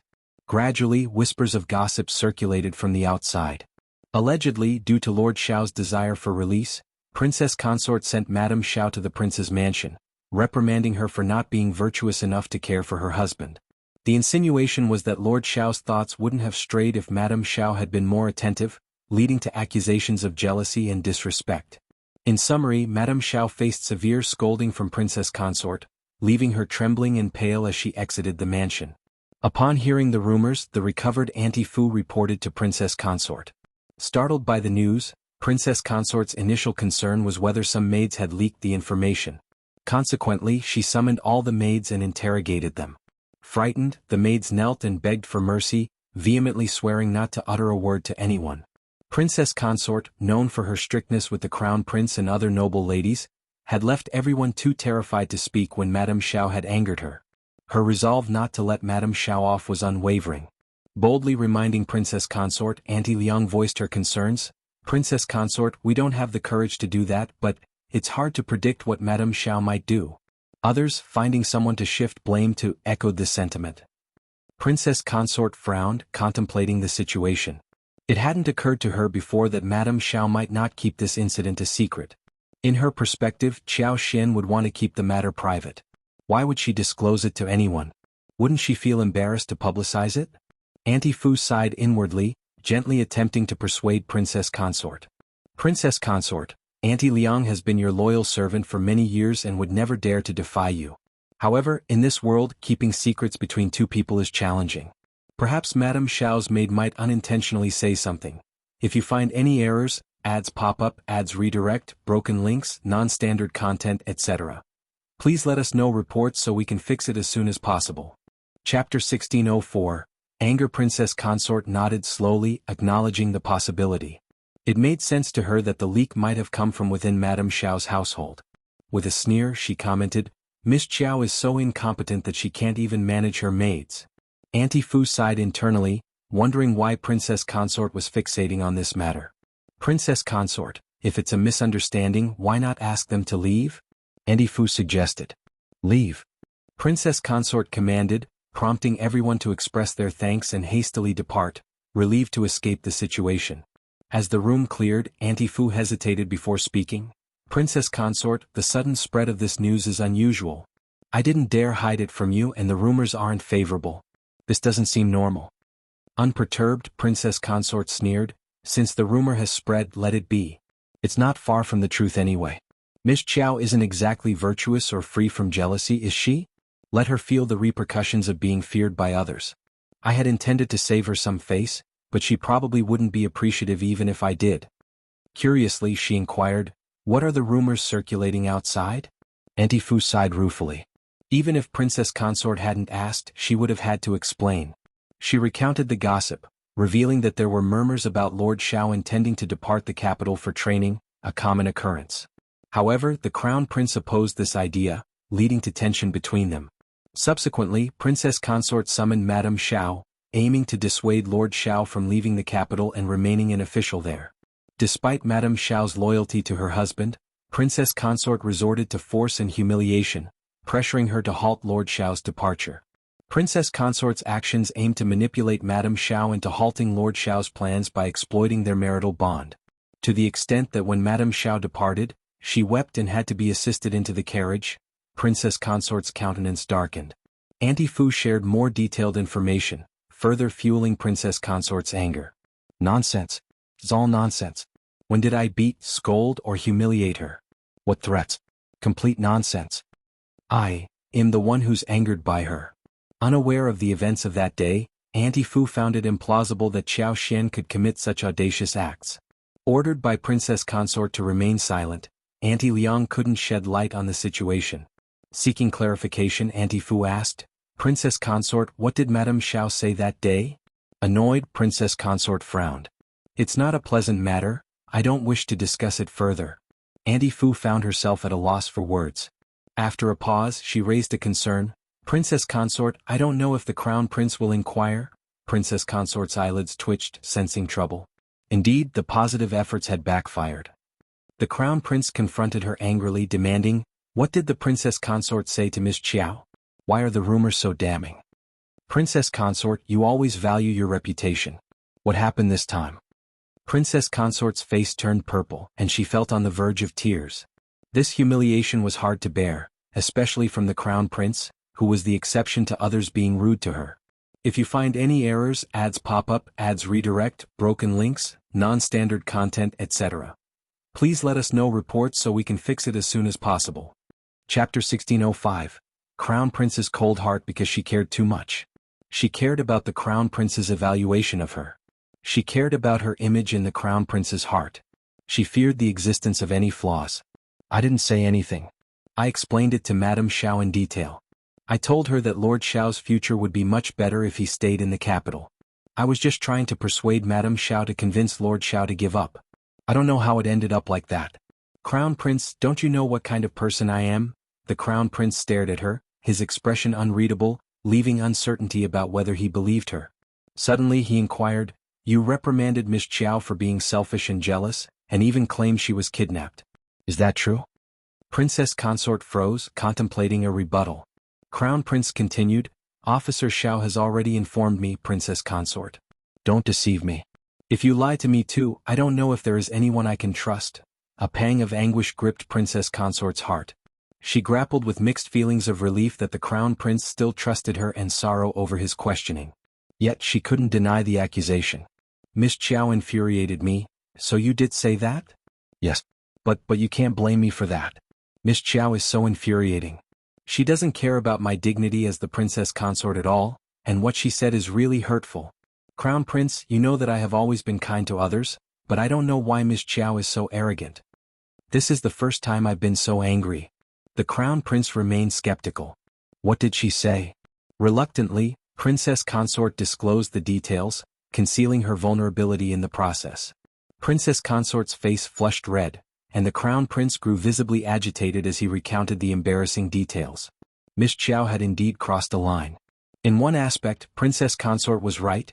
Miss Qiao truly didn't comprehend the nuances of societal hierarchy. Suddenly, it dawned on the Crown Prince that Miss Qiao and Officer Shao had always been close. If Miss Qiao dared to make such statements, could it be Officer Shao's influence? Most likely the realization struck him hard. The Crown Prince felt a chill in his heart, a profound sadness. It signified that Officer Shao's loyalty had wavered. He was no longer devoted to serving the Crown Prince. The Crown Prince felt a mixture of sorrow and desolation. Miss Qiao was unharmed, her reputation intact. Was it not proper for him to offer solace himself? Her unyielding stance stemmed from this. His fourth brother had saved his grandson's life. How could he turn a blind eye? If he failed to act, what would be left of his integrity? This could have been a situation with a favorable resolution. Why did it have to unravel like this? Princess Consort observed the Crown Prince, discerning his troubled state. It seemed that his thoughts were not solely focused on her. He harbored reservations about Qiao Xian as well. Exhaling quietly, she ventured, "Crown Prince, there's a saying among the people, one must not stay in the intermediate. Since Lord Shao is resolute about leaving, why not grant his wish?" He ventured out, faced a setback, and naturally, he pondered the benefits of remaining in the capital, considering your earnest attempts to convince him. If you find any errors, ads pop up, ads redirect, broken links, non-standard content, etc. Please let us know reports so we can fix it as soon as possible. Chapter 1606. Young Master Xia's thoughts. By then, you can devise a plan to bring him back. Currently, he's engulfed in anger, and Miss Qiao not only refuses to calm him down but exacerbates the situation. Lord Shao, being sentimental, becomes even more resentful. Regardless of Lord Shao's rationality, those around him fueling the turmoil can't be restrained. The more you try to convince him, the more repulsed Lord Shao will become. In that case, what's the use of retaining him, Crown Prince? The Crown Prince hesitated, swayed by Princess Consort's persuasions. However, parting with Shao Yunduan remained a heavy decision for him. He fully understood the invaluable assistance Shao Yunduan could provide if he stayed in the intermediate. Once he left the capital, it would be awkward to request financial aid, and he would inevitably incur substantial expenses in the future. Even the mere contemplation of this dilemma gave him a headache. Observing the Crown Prince's internal struggle, Princess Consort seized the opportunity to continue persuading with a smile. Even if Lord Shao departs, it's acceptable. Isn't Mr. Xie from the Xie family in the intermediate capital? Frankly, Mr. Xie and my nephew are growing close, forming a tight bond. My sister-in-law visited yesterday and discussed this matter. Young Master Xie appears to harbor aspirations of becoming an official. Given his talent, passing the imperial examinations in the upcoming year is undoubtedly feasible. If he's willing, even before formal appointment, he can still render service to you, Crown Prince. Temptation flickered in the Crown Prince's eyes, and a glimmer of hope diffused through his anxious heart. The public was aware of Xie Jingrong's exceptional abilities. His sudden arrival in the capital and burgeoning closeness to Princess Consort's nephew were conspicuous. It seemed evident, he genuinely aspired to attain official status. This was rational. Youthful exuberance often disregards accomplishments. His status and aptitude instilled confidence in him. However, with a few more years of age and maturity, Xie Jingrong yearned to contribute positively and accumulate merits. It was the orthodox path. There must have been some understanding or realization on his part. If Xie Jingrong could remain after Shao Yunduan's departure, it was not an implausible idea. Moreover, as far as the Crown Prince knew, both Shao Yunduan and Xie Jingrong hailed from Yuzhang and shared an amicable relationship, making it even more favorable. Ill-considerate. Princess Consort beamed with joy. Certainly. Once you've decided, I'll convey the message to my family. With Xie Jingrong being recommended to the Crown Prince by her family, the Crown Prince began to hold him in high regard. The more Princess Consort contemplated the prospect, the more delighted she became. The Crown Prince nodded and added, "Arrange for someone to speak with Miss Qiao and offer her a reward. Let everyone see that the rumors should cease." Although Princess Consort felt repulsed, she nodded with a forced smile. Later, when Qiao Xian visited the mansion as a guest, the rumors were effortlessly dispelled. However, once the Crown Prince left, Princess Consort expressed her grievances to Auntie Fu. Auntie Fu reassured her with a smile, "Princess Consort, you're overthinking it. Madame Shao wouldn't dare to bring it up again, so just pretend it never happened. You're showing great magnanimity." Although Princess Consort often liked to display her magnanimity, she hesitated to do so when facing Qiao Xian. Frowning with a sense of disdain, she muttered, "Let it be." Unforeseen by Princess Consort, it proved challenging to invite Qiao Xian to the mansion at all. If you find any errors, ads pop up, ads redirect, broken links, non-standard content, etc., please let us know reports so we can fix it as soon as possible. Chapter 1607. Claiming illness. Qiao Xian feigned illness, experiencing dizziness, insomnia, and fatigue as she rested in bed. Princess Consort was infuriated. She refused to believe that Qiao Xian was genuinely unwell. It seemed like a deliberate act of defiance against her authority. As the Princess Consort, she had taken the initiative to extend kindness, but it felt like Qiao Xian was now throwing it back in her face. That woman is insufferably arrogant. Lord Shao must be blind. Auntie Fu, though also displeased, attempted to calm Princess Consort down. "Should I go and talk to Madame Shao?" Princess Consort sneered, dismissing the idea. "No need. I won't lower myself to beg her. Let her revel in her arrogance and ruin Lord Shao's future. What good can she possibly achieve? She'll come to me in tears one day." Auntie Fu sighed inwardly, suspecting that there might be more to Madame Shao's actions than she knew. However, Princess Consort kept her silence, leaving no room for further inquiries. Determined to engage in a prolonged conflict with Madame Shao, Princess Consort pondered the uncertain future. The Crown Prince, displeased by Qiao Xian's presumed heirs, resolved to fulfill Officer Shao's wish. He had already severed ties, so why bother retaining him? Upon the Crown Prince's eventual release, Shao Yunduan felt a sense of relief and gratitude. Looking ahead to the New Year and Spring Festival, they anticipated departing the capital. Observing Shao Yunduan's apparent lack of reluctance, the Crown Prince's discontent deepened. He started questioning whether the loyalty he had experienced before was merely an illusion. These thoughts left the Crown Prince disheartened, prompting him to decide to ignore Shao Yunduan henceforth.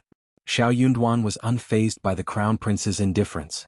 Upon arriving home, he excitedly shared the positive news with Qiao Xian. Their joy was palpable. Qiao Xian in particular was thrilled, sporting a radiant smile.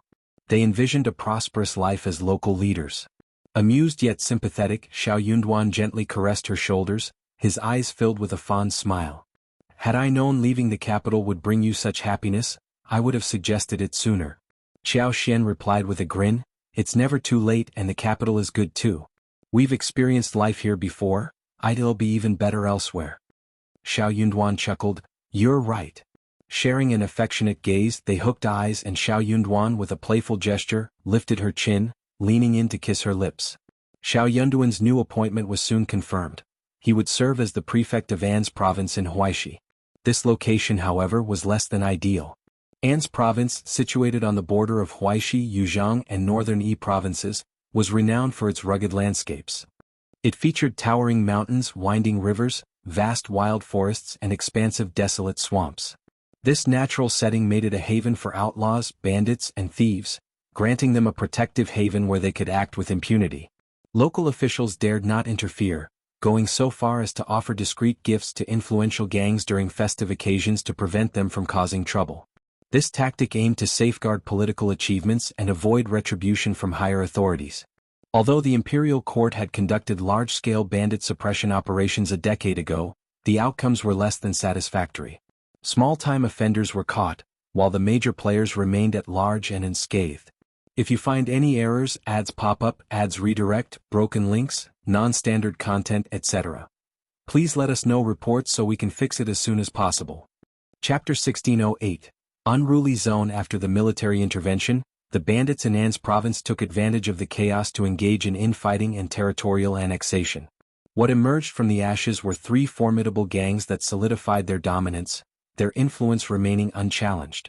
In such a lawless environment, collusion between affluent families and the bandits, both overt and covert, became commonplace.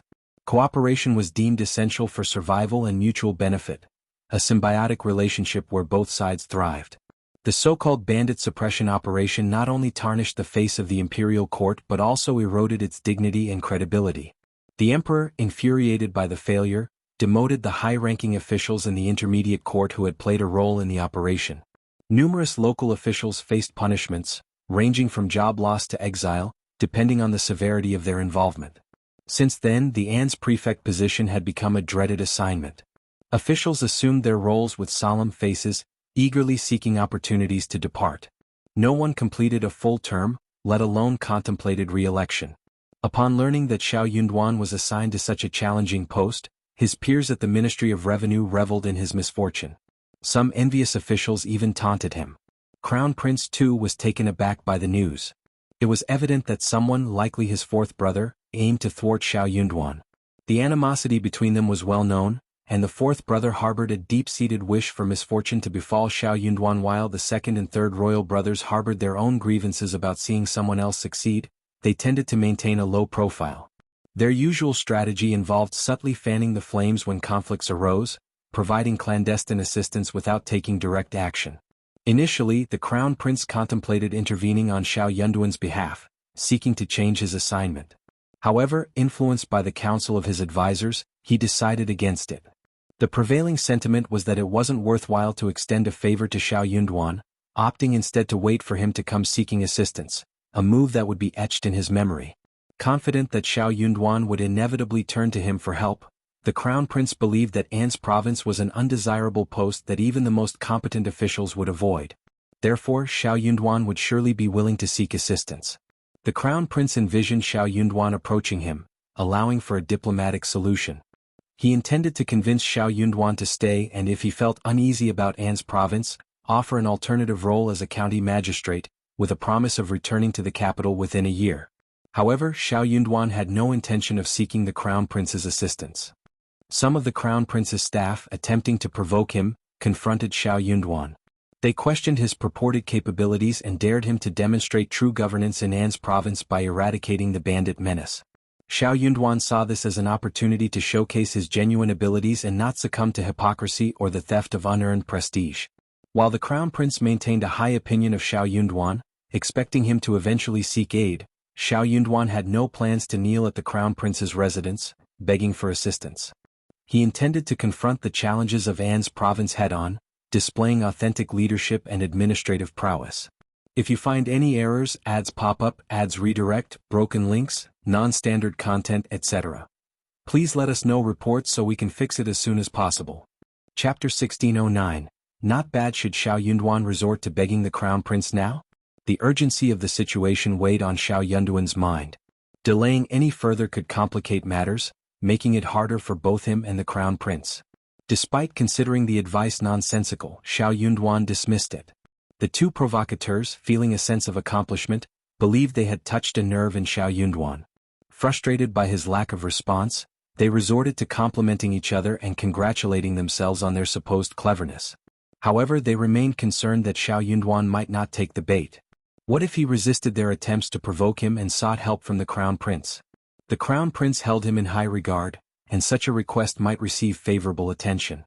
To prevent Xiao Yunduan from staying in the capital, they devised a plan. A decision was made to dispatch someone to monitor Xiao Yunduan closely. If he did approach the Crown Prince for assistance, they would intervene midway, preventing him from proceeding. Given Xiao Yunduan's scholarly background, they presumed he wouldn't act shamelessly or retract his decision. If he had requested release, he should follow through. With a sense of hesitation and worry, Xiao Yunduan disclosed the situation to Qiao Xian. Unfazed, she became even more intrigued. The prospect of an unregulated area with vast territory excited her. Learning about the expansive pools and endless green mountains only heightened her enthusiasm. The mention of potential dangers from bandits didn't deter her. On the contrary, it fueled her excitement. While it posed a significant threat to others, for Qiao Xian, it was an invitation to explore her world, especially within the depths of the forest. She assured Xiao Yunduan, "Don't be scared, hubby. Ai, Sun Bai and Sun Qian are all going with us, right? They are all very capable people. After we leave the capital, we can recruit a dozen individuals and have Sun Bai and Sun Qian assist in their training. Then we can hire 20 or 30 competent escorts. We'll be able to establish ourselves there." Husband, as a local official appointed by the imperial court, those bandits might not dare to act recklessly. Let's maintain a facade of civility initially. Once we understand their background, we can plan strategically. No need to worry about lacking the capability to deal with them. Xiao Yunduan chuckled upon hearing her words. He held Qiao Xian inside. Good wife. He had initially worried about her fear, but it was clear that he had underestimated her courage. Now completely relieved, he continued, in that case we're on the same page. After a moment, Xiao Yunduan held her and declared, my wife and I share the same thoughts. Ai, Sun Bai and Sun Qian are here, and we can train about 20 servants. That should be sufficient. They'll write a letter immediately and ask Meng Wanfu for assistance. They'll borrow a few people from him. Qiao Xian's eyes brightened and she remarked with a smile, you are so thoughtful, husband. General Meng's men are much more reliable. While they could afford to hire an escort, predicting people's intentions, especially in An's province's mixed environment, posed challenges. In a place where power dictated the final say, money wasn't always the most trustworthy motivator. Hiring an escort might be futile if someone could be swayed by a bribe. Despite the favor owed to Meng Wanfu, requesting his assistance ensured reliability from military personnel who understood the gravity of the situation and wouldn't succumb to bribery by bandits, thus preventing any potential regrets. If you find any errors, ads pop up, ads redirect, broken links, non-standard content, etc., please let us know reports so we can fix it as soon as possible. Chapter 16:10. Kindness. The couple excitedly discussed and joyfully planned their approach to An's province when Zhao Shu arrived. Upon seeing Qiao Xian and Xiao Yunduan, Zhao Shu couldn't help but express his concerns. Fifth brother, sister-in-law, why persist in being officials? It's too much. We have enough money, why not just relax and enjoy life? Why subject ourselves to such a destitute place overrun by bandits? Let's abandon this pursuit. Just give the word and he'll handle everything. As long as the funds were in place, Zhao Shu believed this matter could be resolved. He found the idea of venturing to that undesirable location absurd. To him, it seemed like a ploy to send one's own head willingly. A poor official with no status or background from an obscure lineage might have no choice, but the Shao family had alternatives. Upon learning the news, Zhao Shu was on the verge of infuriation. Wasn't it said that the Crown Prince highly esteemed fifth brother? Clearly that wasn't the case. Pushing him into such a challenging situation, it became evident that the Crown Prince was heartless and deliberately creating obstacles for him. In essence, he wanted fifth brother to remain in the capital to exploit him fully. In that case they might as well not play along. Xiao Yunduan shot him a glance but refrained from commenting. Zhao Shu's audacity was apparent. She wasn't sure when he started addressing Xiao Yunduan as fifth brother, as if insisting on his rank. However, Xiao Yunduan didn't bother to correct him. It was almost amusing to see Zhao Shu's thinly veiled intentions. Why else would he label him as stupid and discourage him from going to An's province? If it were truly an unbearable place, Xiao Yunduan would naturally find a way to return. He refrained from any action, implying that he possessed the strength to confront challenges. Such thoughts were shared not only by Shao Yunduan but also by his wife. Could it be that their perspectives were inferior to his? The absurdity of it all warranted silence. Making noise would only risk becoming a source of mockery. Yet there he was, panicking and squawking like a chicken. Why would Tao Tao like someone like him? Indeed, Shao Yunduan and Xiao Xian had inquired about this matter by sending a letter to their family before departing for Qingdi. Songshi handed them the letter upon their return to the capital. Reading the contents, Shao Yunduan, despite his frustration, had to reluctantly accept the reality. Objectively speaking, this person seemed fine. No apparent flaws. If he ever mistreated Tao Tao, handling him wouldn't pose much difficulty. However, Shao Yunduan didn't harbor much affection for Zhao Shu. The fact that his brother fancied the man who had kidnapped his sister bewildered him. That aside, Qiao Xian even teased him, suggesting that finding a son-in-law might be a challenge if they had a daughter in the future. Dismissing the notion, Shao Yunduan was confident he could find suitable candidates. In response to Zhao Shu's concerns, Qiao Xian playfully replied, "Rest assured, my husband and I have devised our own plans. You continue your travels between the south and the capital. Occasionally, check on the properties we've left behind in the capital." Shao Yunduan added with composure, "Don't interfere in other people's affairs. Don't delude yourself into thinking you're clever enough to gather information about the court. It's not a realm you can easily navigate. Whether the Eastern Palace or the various princes, none were entities to be taken lightly. If you find any errors, ads pop up, ads redirect, broken links, non-standard content, etc. Please let us know reports so we can fix it as soon as possible." Chapter 1611. Zhao Shu's injustice. Having someone like Zhao Shu around, even 10 more wouldn't suffice to handle those individuals. It was akin to assisting people in counting their money after they had been sold. Zhao Shu was momentarily taken aback. He didn't sense any derogation of his intelligence. Instead, he responded cheerfully, "Yes, I understand. Thank you for your concern, fifth brother." Shao Yunduan, Xiao Xian suppressed a laugh. "We're aware of what's happening in An's province, so don't worry. And if you happen to visit Shaoding village, keep this matter to yourself and don't inform your family." The couple had meticulously prepared for the move. As imperial court officials, they could potentially face threats and attempts at control from the bandits. However, until they were pushed to a point of no return, their lives remained relatively secure. Even in the worst-case scenario, they could escape unharmed. Not revealing such matters to their families was a precautionary step, preventing any unnecessary worry or misinterpretation. Casting a guilty glance at Shao Yunduan, Zhao Shu assured, "Sister-in-law, rest assured, I won't breathe a word to anyone." Qiao Xian nodded, offering a smile. "Once we settle there and prosper, I'll invite you to join us in our prosperity, Zhao Shu." Zhao Shu's joy knew no bounds. "Certainly, sister-in-law. Thank you." Both fifth brother and sister-in-law treated him well, always offering support regardless of the circumstances. As for the opportunity to strike it rich in the less-than-ideal locale of An's province, Zhao Shu didn't dwell on it. His thought process was simple. If sister-in-law said an opportunity to make a fortune would come, then it would come. If she needed money, he would provide it. If she required assistance, he would willingly follow suit. At this juncture, even Uncle Qing and Aunt Qing couldn't help but be moved. Life, it seemed, was often a matter of luck. In the past, when their young master was still present, he would frequently jest and express concerns about his kind and naive nature.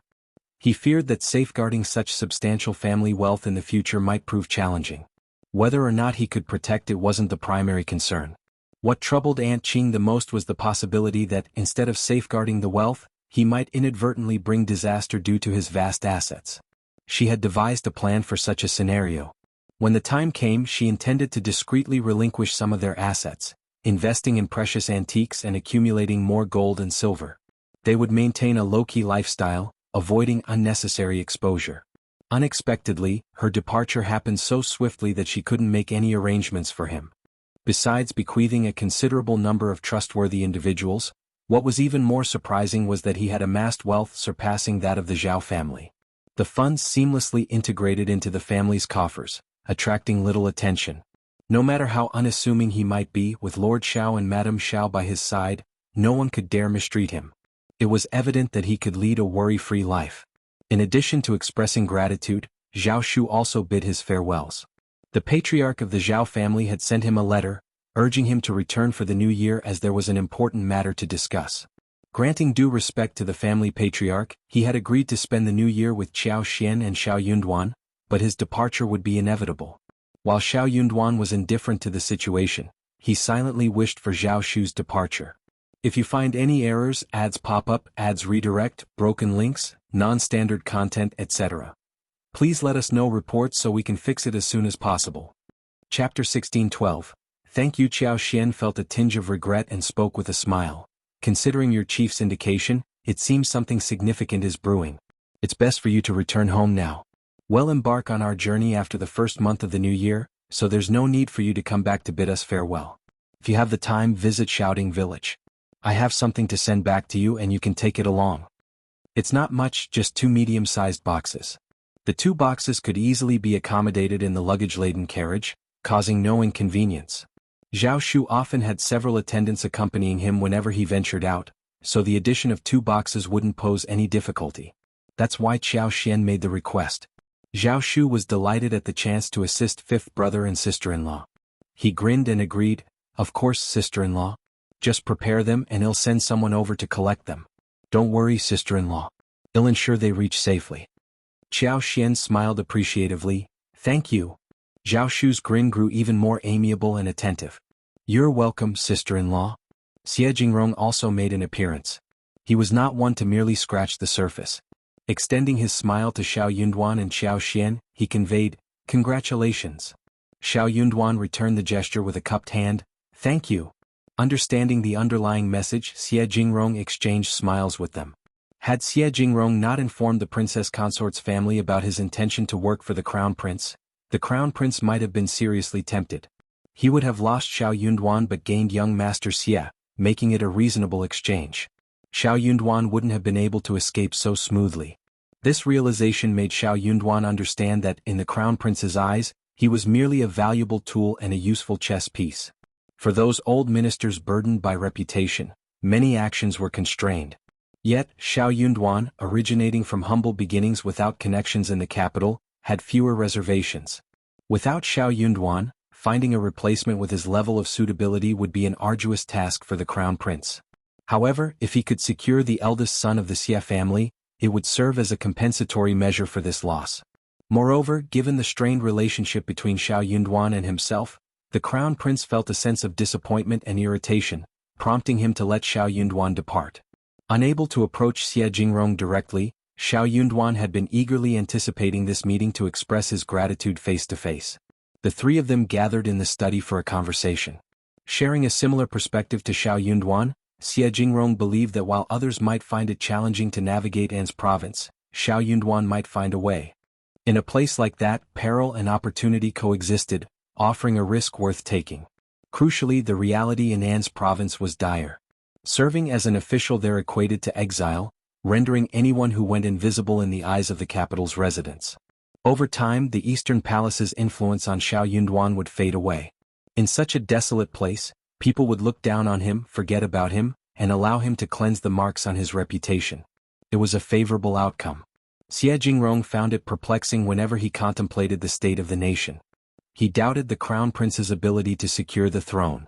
Honored Princess Mai's 4th prince was formidable, and Empress Qi, the 3rd prince, Princess Concubine Virtue, and the 2nd prince all posed significant challenges, their influence extending deeper into the army than anticipated. If you find any errors, ads pop up, ads redirect, broken links, non-standard content, etc., please let us know reports so we can fix it as soon as possible. Chapter 16:13. Knowing a lot. If the crown prince possessed both the courage and the means, he could potentially reverse the situation and seize power. However, such qualities were not inherent in his character. Even if he were to ascend to the throne, the relentless expansion of Great Qin would persist, leading to an escalation of brutality and bloodshed. It became imperative to distance oneself from the capital and the imperial court. The crown prince still harbored hopes of retaining him in the capital as an official, but such a scenario seemed implausible. Xie Jingrong's knowledge of An's province surprised both Shao Yunduan and Qiao Xian. Entranced by his insights, they were previously unaware that the region, rife with bandits and challenges, held a deeper complexity. The influential families collaborated with the bandits, openly or covertly, exerting control over nearly every aspect of the area. Their understanding had been superficial until Xie Jingrong illuminated the intricate details. Xie Jingrong possessed information on the most influential bandits, the dynamics of the three major families, and even secured a map of Anzizhou. Shao Yunduan expressed profuse gratitude, treating the information as a valuable treasure. Maintaining a semblance of distance from Shao Yunduan, Xie Jingrong and his newfound acquaintances departed after half a day.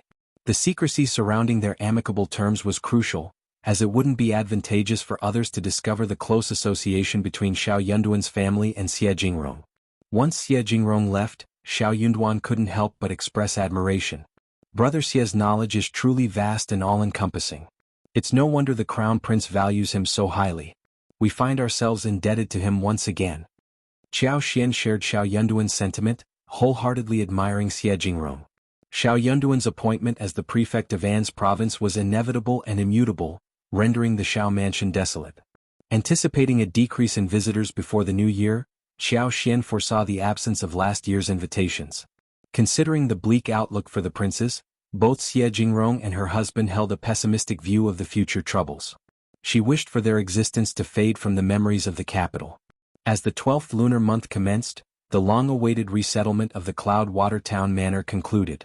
Accompanied by Yi Mianmian, Li Xia and Li Qiao, Qiao Xian embarked on this significant day. Originally spanning 1,200 mu, Qiao Xian expanded the farm to 1,600 mu after acquiring an additional 400 mu. Over the years, various crops such as potatoes, strawberries, watermelons, cantaloupes, melons, radishes and cabbages had been cultivated for sale. Qiao Xian's foresight led him to diversify crops, ensuring sustainability for the future. Given the expansive nature of the manor, Qiao Xian decided against congregating Zheng Sang and the other 70-odd individuals into a single large residence. Instead, he opted to allocate living spaces based on the original households, promoting autonomy. In this vision for the future, each family would lead independent lives, offering mutual support when needed. Qiao Xian recognized that sustaining a harmonious coexistence required a shift from the communal living arrangements of their impoverished past. As prosperity loomed, an individual's ability to earn a livelihood became paramount. The principle of shared efforts would replace indiscriminate compensation, preventing potential conflicts from arising. Understanding the value of the enduring friendships forged over the years, Qiao Xian believed that it was wiser to allow each family to face their challenges independently. This approach, she reasoned, would safeguard the bonds they had cultivated and prevent unnecessary strain on their relationships. If you find any errors, ads pop up, ads redirect, broken links, non-standard content, etc., please let us know reports so we can fix it as soon as possible. Chapter 1614. Settled among the assembled families, the composition was diverse. Widows with one or two children, father-son pairs, couples with children, elderly individuals bereaved of sons in battle, and even the orphans of fallen comrades were present. In total, there were 11 families with 10 belonging to Qiao Xian.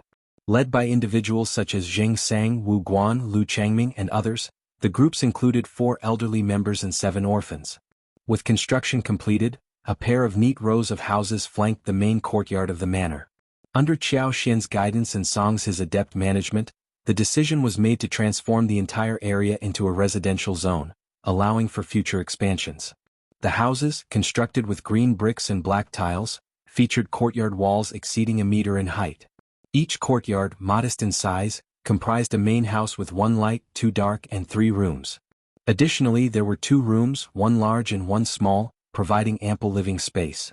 Zheng Sang and his companions resided in a more spacious courtyard, boasting larger main rooms, wings and courtyards compared to the other houses. Outside the courtyards, saplings of sweet osmanthus, magnolia and pomegranate, each the size of a copper coin, were planted. Additional flowers and plants would be added when spring arrived. The roads surrounding the courtyards were meticulously paved with bricks and stones, preventing muddy conditions during rainy days. A well was strategically placed not far from each family, ensuring convenient access to water. Vegetable plots designated for each family were situated close to their residences. After discussions led by Songshi, Zheng Sang and the others, it was decided to allocate approximately 2 plots of land to each family for cultivating essential vegetables to sustain their daily needs. By late November, all the construction of buildings and courtyards had been completed. As the residents of the dilapidated courtyard arrived at their new homes in carriages, carrying their worn-out luggage, A wave of astonishment swept through them. Several women couldn't hold back tears, their emotions mingling between cries and laughter. The children, in contrast, were filled with excitement, running around, screaming and cheering. Unprecedented happiness enveloped them. This was their new haven, a tidy and pristine abode. As long as they were willing to put in the effort, they could build a life here. The allure was irresistible. A bright and promising future awaited them, a future brimming with hope. This is fantastic. We finally have a proper home. Mom, I love this place so much. We'll work hard. Let's stay here forever, okay? Lord Shao and Madame Shao are true bodhisattvas. We must remember their kindness. Absolutely. Lord Shao and Madame Shao are kind-hearted people. Anyone who wrongs them is not human. We want to forgive them. Zheng Sang had already assigned living spaces, alleviating any potential conflicts. With joyous hearts, everyone set down their belongings and eagerly inspected their allocated vegetable plots. Though modest in size, these plots were their own. Painstakingly planned and cultivated, they promised a year's worth of sustenance. Warmth filled their hearts. The women wore smiles, already contemplating what to plant in the fields. The houses were furnished with basic items: beds, cabinets, tables, stools. Additional personal touches would be added over time. However, immediate necessities like pots, pans, oil, salt, sauce, and vinegar needed attention. Utilizing some remaining funds, Zheng Sang procured a set for each family. Additionally, he purchased quilts, winter clothes, shoes, socks, and food, ensuring the households were well equipped for their new beginnings. If you find any errors, ads pop up, ads redirect, broken links, non-standard content, etc., please let us know reports so we can fix it as soon as possible. Chapter 16:15. On the Manor, Songsher promptly organized their work schedules, which would commence the next day and last for half a month. By the end of the following month, they would receive half a month's salary. The proposal was met with unanimous approval, and everyone expressed their happiness without any objections. Working in the fields proved to be a welcome change from the strenuous labor at the docks and warehouses. Most importantly, the newfound stability allowed them to cast aside worries about the uncertainties of tomorrow. Eager to begin their tasks, everyone couldn't wait to start working. Among them were orphans like Lu Fu, Qinglian Yener, and others who lived alongside Zheng Sang, Lu Changming, and the rest. The day they moved in, their joy manifested in tireless running around the courtyard. That evening, the communal meal continued, and Songsher, along with the young steward of the manor, was invited to join. In the courtyard, Zheng Sang and the others cooked diligently. Zheng Sang, determined to make the occasion special, spent money on over 20 caddies of pork, more than 10 caddies of mutton, and 6 chickens. The women, busy in the kitchen, filled the air with laughter and chatter. Despite the simplicity of the setting, the rich fragrance of meat made everyone's mouths water. This feast surpassed even the grandeur of a New Year celebration. The joy of partaking in this sumptuous meal within the spacious and bright new houses fueled optimism for the better days that lay ahead. With this, Zheng Sang and the others officially settled down in the Cloudwater Town Manor. The farm in Cloudwater Town buzzed with liveliness. Songsher, as the chief steward, busily organized and instructed on various matters. In the initial days, he experienced the challenges and joys of overseeing dozens or even hundreds of people. Though fatigued, he found fulfillment in his responsibilities. Unfortunately, the time had come for Lord and Madam to leave the capital to assume their duties, and Songsher, along with Qin Yin, Li Xia, and others, would accompany them on this new journey. It was rumored that the area wasn't ideal, with numerous bandits, but Songsher remained unfazed. His lord and lady were astute and carefree, facing each day with smiles and happiness. As a servant with limited knowledge, he saw no reason for concern. It surely wouldn't pose any problem. Zheng Sang was overjoyed to learn of Qiao Xian's impending visit. With little winter work to occupy them, everyone eagerly awaited Qiao Xian's arrival. As the carriage approached, children ran home shouting, "Madame Shao is here! Madame Shao is here!" Families emerged, gathering with smiles and shining eyes to welcome the approaching carriage. It's really her. I haven't met Madame Shao yet. Madame Shao is exceptionally beautiful and amiable. She even brought us candy last time. She's truly wonderful. Absolutely. Madame Shao is the finest madam I've ever encountered. Oh, you little girl, how many madams have you met? Laughter ensued. Regardless of the number of people encountered, Madame Shao undoubtedly stood out as the best. As soon as Qiao Xian stepped off the wagon, someone took the lead. With Zheng Sang and a few others exempted, the rest knelt down. Madame Shao, Hello, madam. Thank you, madam. Tears welled in the sentimental women's eyes once more. They covered their mouths, choked with emotion. Living a life beyond their wildest dreams, the sight of Qiao Xian filled them with a sense of light and hope. The surge of emotions within their hearts was palpable.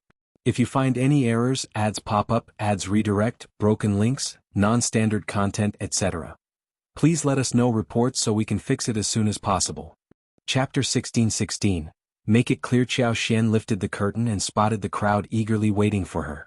She pondered what to say upon disembarking, but before she could utter a word, they created a heartfelt scene. Surprised, Qiao Xian urged, "Get up! Get up!" Extending a helping hand, she assisted an elderly lady named Old Lady Zhang, whom she had met in the alley yard the other day. Li Xia and others also aided them to their feet. Moved by the gesture, everyone expressed gratitude to Qiao Xian repeatedly. Laughter and chatter filled the air, creating a lively atmosphere. After a few exchanges, Songsher stepped forward saying, "It's too cold outside. The house has already been warmed with a charcoal basin and fire bed. Madam, please sit inside and chat." Agreeing, everyone followed Qiao Xian to the main courtyard. Once inside the main room, Qiao Xian found herself alone. The others remained on the porch or in the yard beneath the stairs. Li Xia soon emerged, inviting Jing Sang, Wu Guan, Lu Changming, Grandma Zhang, and around 10 others inside. Smiling, she conveyed Madam's message. "It's cold today, so Madam won't come out. She wants you all to know that as long as you're willing, you can stay here. If in the future you wish to move, build a house or buy land, that's perfectly fine." Interrupting with smiles, the group reassured, No. As long as Madam doesn't drive us away, we'll stay forever. We'll do whatever Madam wants." Yes. Leaving such a good place is unthinkable. "Thank you for your kindness, Madam. This is a blessing for us." And more. Li Xia, with a smile, asked for their attention and continued, "Madam's words stand. You can be at ease. However, Madam wants to emphasize that if you plan to stay long-term, treat this place as your home and protect it. Follow the Manor rules, refrain from actions harmful to Madam, and any betrayal or collusion with outsiders won't be taken lightly." The atmosphere tensed momentarily as everyone briskly nodded in agreement. "Absolutely. If anyone betrays, we won't let them off." "That's right. We owe Madam too much. Following her instructions is the least we can do. Failing even in that would be disgraceful. If there's a traitor, we'll stand against them first." Li Xia smiled. Madam believes in everyone's integrity. She's merely offering a reminder. Keep it in mind and live peacefully here. "All right, that's settled. You can all go now." Agreeing, everyone shared their thoughts. Li Xia handed 2 packets of pine nuts to Lu Fu and Qing Lian, asking them to distribute them to the children. The kids happily thanked them, cheering at the treat. Gentle smiles adorned the adults' faces, expressing gratitude before departing one by one. Inside the room, Qiao Xian invited everyone to take a seat and had tea served. After some small talk, she inquired about their stay and reiterated the Manor rules. With Qiao Xian and Shao Yunduan soon departing, uncertainties loomed over those who had accepted their generosity. Addressing potential issues beforehand seemed wiser than dealing with them later. If you find any errors, ads pop up, ads redirect, broken links, non-standard content, etc., please let us know reports so we can fix it as soon as possible. Chapter 16:17. I can offer my life for any reasonable person. Hearing her words would bring a sense of reassurance. Qiao Xian feared ambiguity and wanted to avoid confusion. Addressing potential issues in advance, rather than waiting for incidents to occur and reiterating rules, was not only more effective but also prevented blame and resentment. With clarity established, everyone had a clear understanding of their boundaries. They comprehended the conditions for living in this place, knowing what actions were acceptable and what were not. Jing Sang and others agreed, recognizing the wisdom in this approach. They promised to explain it to everyone upon their return. Smiling, Qiao Xian said, "Brother Jing, we trust you to look after this place in our absence. The money you have should suffice for their winter needs, especially with the recent half-month salary. In the future, monthly income will ensure their lives are not difficult." Qiao Xian inquired about patients requiring long-term medication. "Brother Zheng, discuss with Songsher and provide me a list. They'll cover the treatment costs. If good medicine can expedite recovery, let me know. It's better to heal as soon as possible.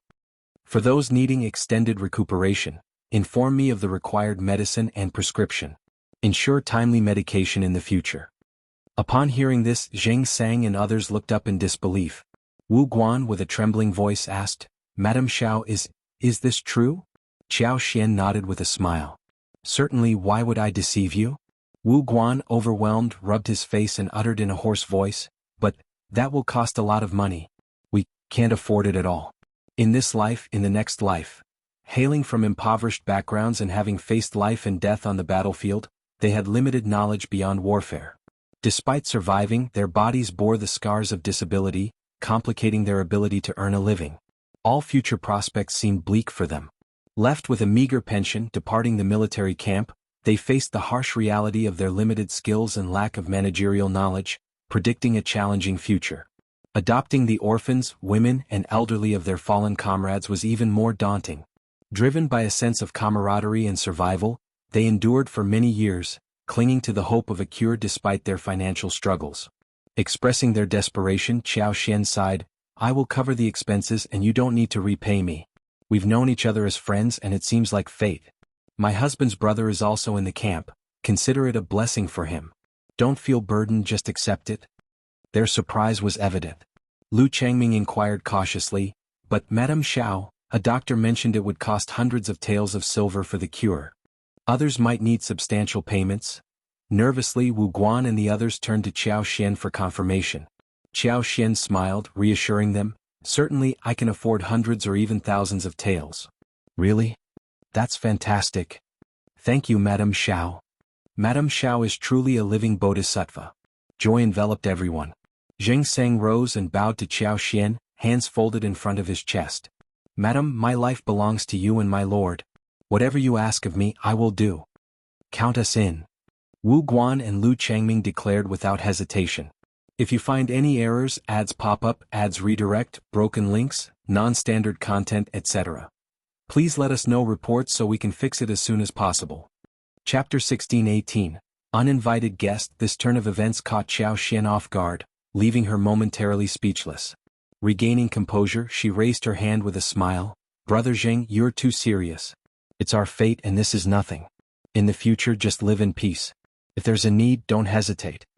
Zheng Sang nodded. If you need anything, Madam and Lord, don't stand on ceremony. That's right, Wu Guan chimed in. Whatever it is, we're willing. Qiao Xian chuckled. After discussing some family matters, she dismissed them. Rushing to their families, Zheng Sang and the others shared the news that Qiao Xian would cover the treatment costs for their ailing comrades. Overjoyed, tears flowed, and they hastened to express gratitude to Qiao Xian. Intent on kowtowing, the women were stopped by Wuxia and others. Qiao Xian comforted them, understanding the depth of their emotions. She hoped that in the future they wouldn't let each other down. Leading Wuxia and others around the village, Qiao Xian was accompanied by Lu Fu, Qing Lian, and the other children who, emboldened by her gentle demeanor, began chatting around her. Witnessing this, other children joined in and Qiao Xian, known for her kindness towards children, took them around before bringing them back for lunch. Enlisting the help of the servants' daughters-in-law, they prepared steaming meat buns, plump and fragrant with the tempting aroma of fresh white flour. The children eagerly awaited, and upon Qiao Xian's cue, they joyfully rushed forward to savor the delicious treat. Qiao Xian instructed the kitchen to prepare a variety of nonchalant, casual and indifferent dishes, creating a lively atmosphere. Upon discovering the gesture, everyone expressed gratitude and recited Buddhist scriptures, feeling fortunate to have encountered someone as kind as Madame Shao. Qiao Xian happily spent half a day in the farmland before returning to the city. The children enthusiastically ran alongside the wagon until they were far away. Wuxia and the others shared the joy, remarking on the increased number of people in the manor, making it look more like a true manor. Returning home around 4 in the afternoon, Qiao Xian brought fresh radishes, cabbages, eggs and fish from the village. Planning a delightful dinner, she prepared braised fish, lamb stew with radishes and vinegar cabbage. As thoughts turned to dinner, an unexpected guest arrived, elder Miss Tian Shanshan, whom Qiao Xian hadn't seen in a long time. With a guarded stance, Qiao Xian didn't allow her and her servant into the house. Instead, she invited Tian Shanshan to a private room in a nearby tea house. Despite feeling slighted by Qiao Xian's guarded actions, Tian Shanshan remained composed, concealing any displeasure.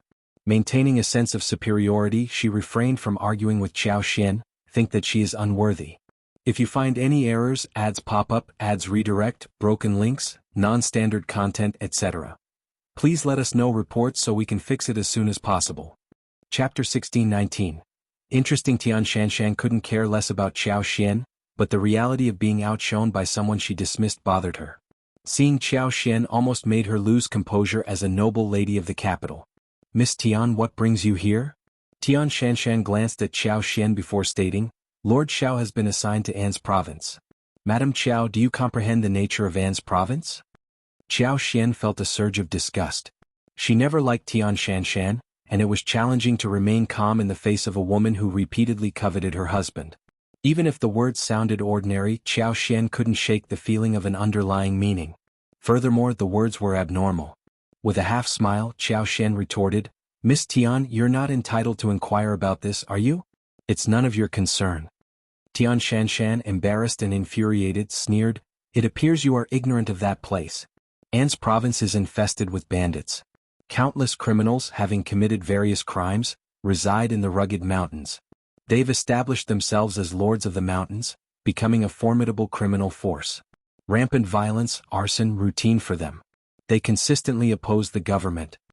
Lord Shao, as an official there will achieve nothing. Merely keeping his life is already a feat. Madam Qiao, are you still so confident? Qiao Xian seethed with anger. Tian Shanshan's condescending tone portrayed her as an ignorant fool. Who gave her the right to look down on others like this? Remaining silent, Qiao Xian's apparent restraint fueled Tian Shanshan's pride as she mentioned, the official transfer order hasn't been officially issued yet, providing a chance to alter it.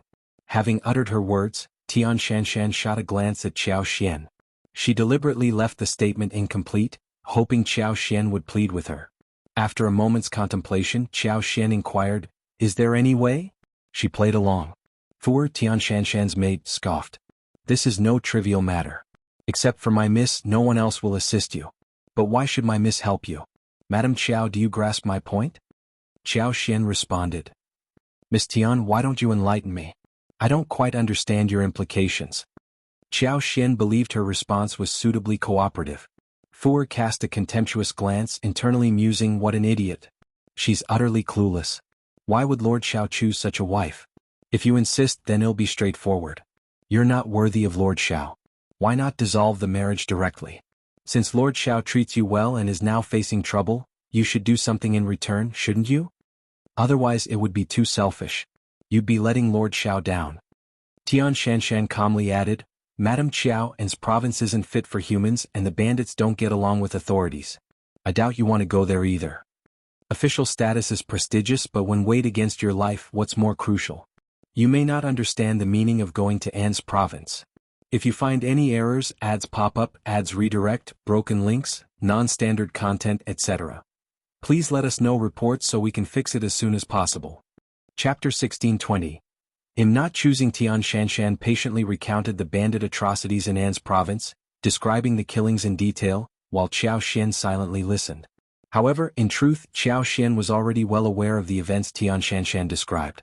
Many of them were not as recent or severe as Tian Shanshan portrayed. Some dated back a decade. Yet, Tian Shanshan presented them as recent occurrences. Upon concluding her account, Fu sneered, Madam Qiao, do you grasp the current situation? Only our miss is willing to aid Lord Shao. You don't really have a choice, do you? Qiao Xian cast a glance at her. No need. Fu displayed a smug smile, but Qiao Xian clarified, I'm not making any choice. What do you mean? What do you mean? Qiao Xian regarded them with an odd look. Are you expecting me to make a choice? That's absurd. Why should I make a choice? Fu retorted in frustration, don't you care about Lord Shao's life? He's risking everything. It's not your place to make such statements. Be cautious with your words. I trust my husband's judgment. If he's willing to go to An's province, then he can. Even if there are issues, my husband will handle them.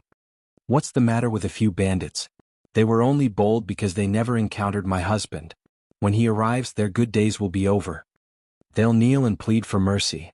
Tian Shanshan and Fu were left speechless. How could there be someone so blindly confident and naive? Fu scornfully remarked, You dare to think like that? Qiao Xian asserted proudly, I have full confidence in my husband's capabilities. Fu stared at her, holding back her desire to mock Shao Yunduan. She shot a glare at Qiao Xian instead. Qiao Xian rose slowly. Let's just pretend Miss Tian never visited me. As Qiao Xian left, Tian Shanshan's face turned crimson with embarrassment, anger and frustration. She's so ignorant and arrogant. Fu scoffed, advising softly, that foolish woman knows nothing. Miss, don't stoop to her level. I think she did it on purpose. She deliberately provoked you to upset you. Tian Shanshan smiled coldly and said slowly, you're correct about one thing. She wants to make me feel uncomfortable, but you're mistaken. She's not foolish. I believe she's clever. Tian Shanshan seemed to have grasped something.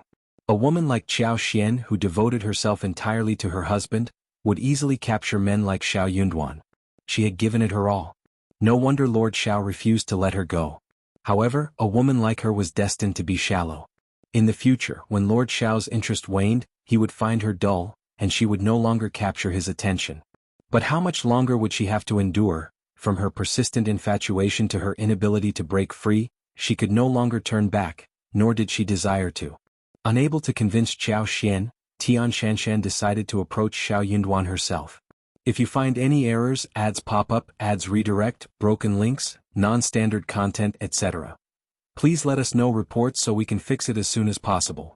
Chapter 1621. As long as cousin becomes the emperor, Shao Yunduan was perplexed. He had no desire to engage with Tian Shanshan. Spotting her, he swiftly turned away, intending to leave. Tian Shanshan felt extreme pain and embarrassment. Was she so repulsive in his eyes? He avoided her as if she were a venomous snake or a ferocious beast. Proud and arrogant, she couldn't tolerate such humiliation. Shocked and fueled by her competitive spirit, Tian Shanshan had to intercept Shao Yunduan. Although he was stopped, Shao Yunduan didn't engage in much conversation with Tian Shanshan. His eyes betrayed a clear disgust, nearly causing her to lose her composure. Despite being halted, Shao Yunduan didn't entertain any discussion of his upcoming role as an official in An's province. He didn't need her so-called good intentions, and didn't want to hear them. Shortly after, he decisively left. Tian Shanshan's well-intentioned efforts went to waste. Returning home in anger and humiliation, she harbored intense resentment toward Qiao Xian. Vowing to make Qiao Xian kneel before her one day, she sought to claim everything Shao Yunduan had done for her today. As long as her cousin ascended to the throne, everything would change dramatically. She didn't believe Shao Yunduan would dare to resist. Tian Shanshan's heart burned anew. While Tian Shanshan's actions had no impact on Qiao Xian and Shao Yunduan, the crown prince, hearing about it, grew displeased. He had been anticipating Shao Yunduan to plead for him, but it never happened. He could no longer wait, so he subtly signaled his two young officers, who had joined him along with Shao Yunduan, to talk with Shao Yunduan. If Shao Yunduan was in a bad mood, they were to try persuading him. The crown prince aimed to convince Shao Yunduan to yield to his wishes. He also communicated that he had been patiently waiting for Shao Yunduan to acquiesce. However, to the crown prince's surprise, the two young officers harbored long-standing animosity toward Shao Yunduan. Fearing that he might plead with the crown prince, they deliberately provoked him. They had no intention of following the crown prince's instructions to make Shao Yunduan give in. The two officers went to Shao Yunduan, delivering the opposite message. They mocked and taunted him, attempting to ensure he didn't change his mind. Shao Yunduan observed the theatrical performance put on by the two officers. In front of the crown prince, the two officers naturally had another pretext. The crown prince, displeased that Shao Yunduan seemed oblivious to his clear intentions despite expressing goodwill, grew frustrated. When he heard that Tian family's elder miss had approached the officers, the crown prince dismissed it without much thought. Could Shao Yunduan have secretly aligned with the fourth brother? Was he colluding with the fourth brother? Furious and disappointed, the crown prince decided to no longer concern himself with the matter. If Shao Yunduan wanted to go to An's province, so be it. The crown prince was determined to see if Shao Yunduan's reputation would be tarnished or if he would even lose his life there. Only then would he gauge Shao Yunduan's true strength.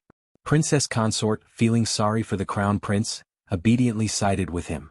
To comfort him, she fabricated negative stories about Shao Yunduan and Qiao Xian.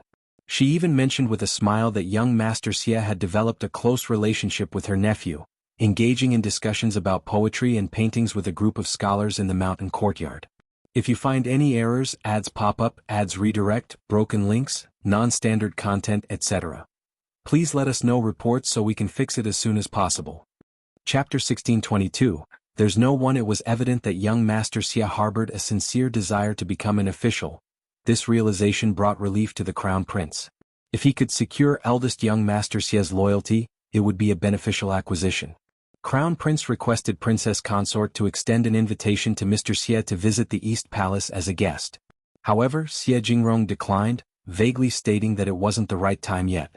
Interpreting this as a sign of agreement, the Crown Prince decided to patiently await the opportune moment. Feeling reassured, the Crown Prince looked forward to the upcoming new year. As anticipated by Qiao Xian and Shao Yunduan, no guests or well-wishers visited them this year. Those who had turned snobbish and considered Shao Yunduan unworthy of friendship abstained, and some even reveled in the idea of celebrating the occasion with fireworks. For those who wished to avoid trouble, reaching out to Shao Yunduan could potentially incur the East Palace and Fourth Prince's displeasure. Preferring to steer clear of any complications, they chose to sever ties with him altogether. In a light-hearted manner, Qiao Xian teased Shao Yunduan, turning the situation into an amusing interlude for the couple. As the new year approached, Qiao Xian decided to keep a low profile even in purchasing festive items. She discreetly instructed Li Xia, Li Qiao, and Songshi to procure necessary items for the new year in a modest manner, ensuring it was sufficient. Qiao Xian wanted to avoid appearing overly joyful or indifferent during this period, as it could potentially lead to unnecessary troubles and grievances in their lives. It was a precautionary measure to maintain harmony in their surroundings. Qiao Xian promptly instructed Songshi and Qingyan to purchase the promised New Year goods for each family in Cloudwater Town, ensuring everyone received their fair share. The newly arrived families, including Zheng Sang's group, were not left behind. Out of compassion for the elderly, young, and her former comrades who were sick or childless, Qiao Xian requested Songshi to provide them with a more substantial New Year's gift, recognizing their need for additional support. New Year's Eve unfolded as scheduled. The small courtyard was adorned with the warm glow of 2 rows of red lanterns, casting a festive and gentle ambience into the night. The brazier inside the house emanated a lively warmth, turning the brick bed into a cozy haven reminiscent of spring when the door was closed. Amid the festive atmosphere, the small group celebrated the arrival of the new year with joy. The imminent departure from the capital after the new year brought a sense of relaxation, particularly for Qiao Xian. Despite lingering concerns about the dream involving the Crown Prince, she focused on the present and embraced the freedom that awaited her beyond the capital. With the new year underway, Shao Yunduan completed the handover of responsibilities with the Ministry of Revenue officials, leaving him with newfound freedom. Deciding to forego attending court sessions, he opted to stay home with Qiao Xian. The couple expressed their desire to explore Cloudwater Town and its surroundings, visiting neighboring towns and exploring scenic mountains, rivers, and ancient temples. They were aware that once they departed, returning to the capital might be uncertain. While initially contemplating a stroll around the capital together, they dismissed the idea, considering it might appear too open.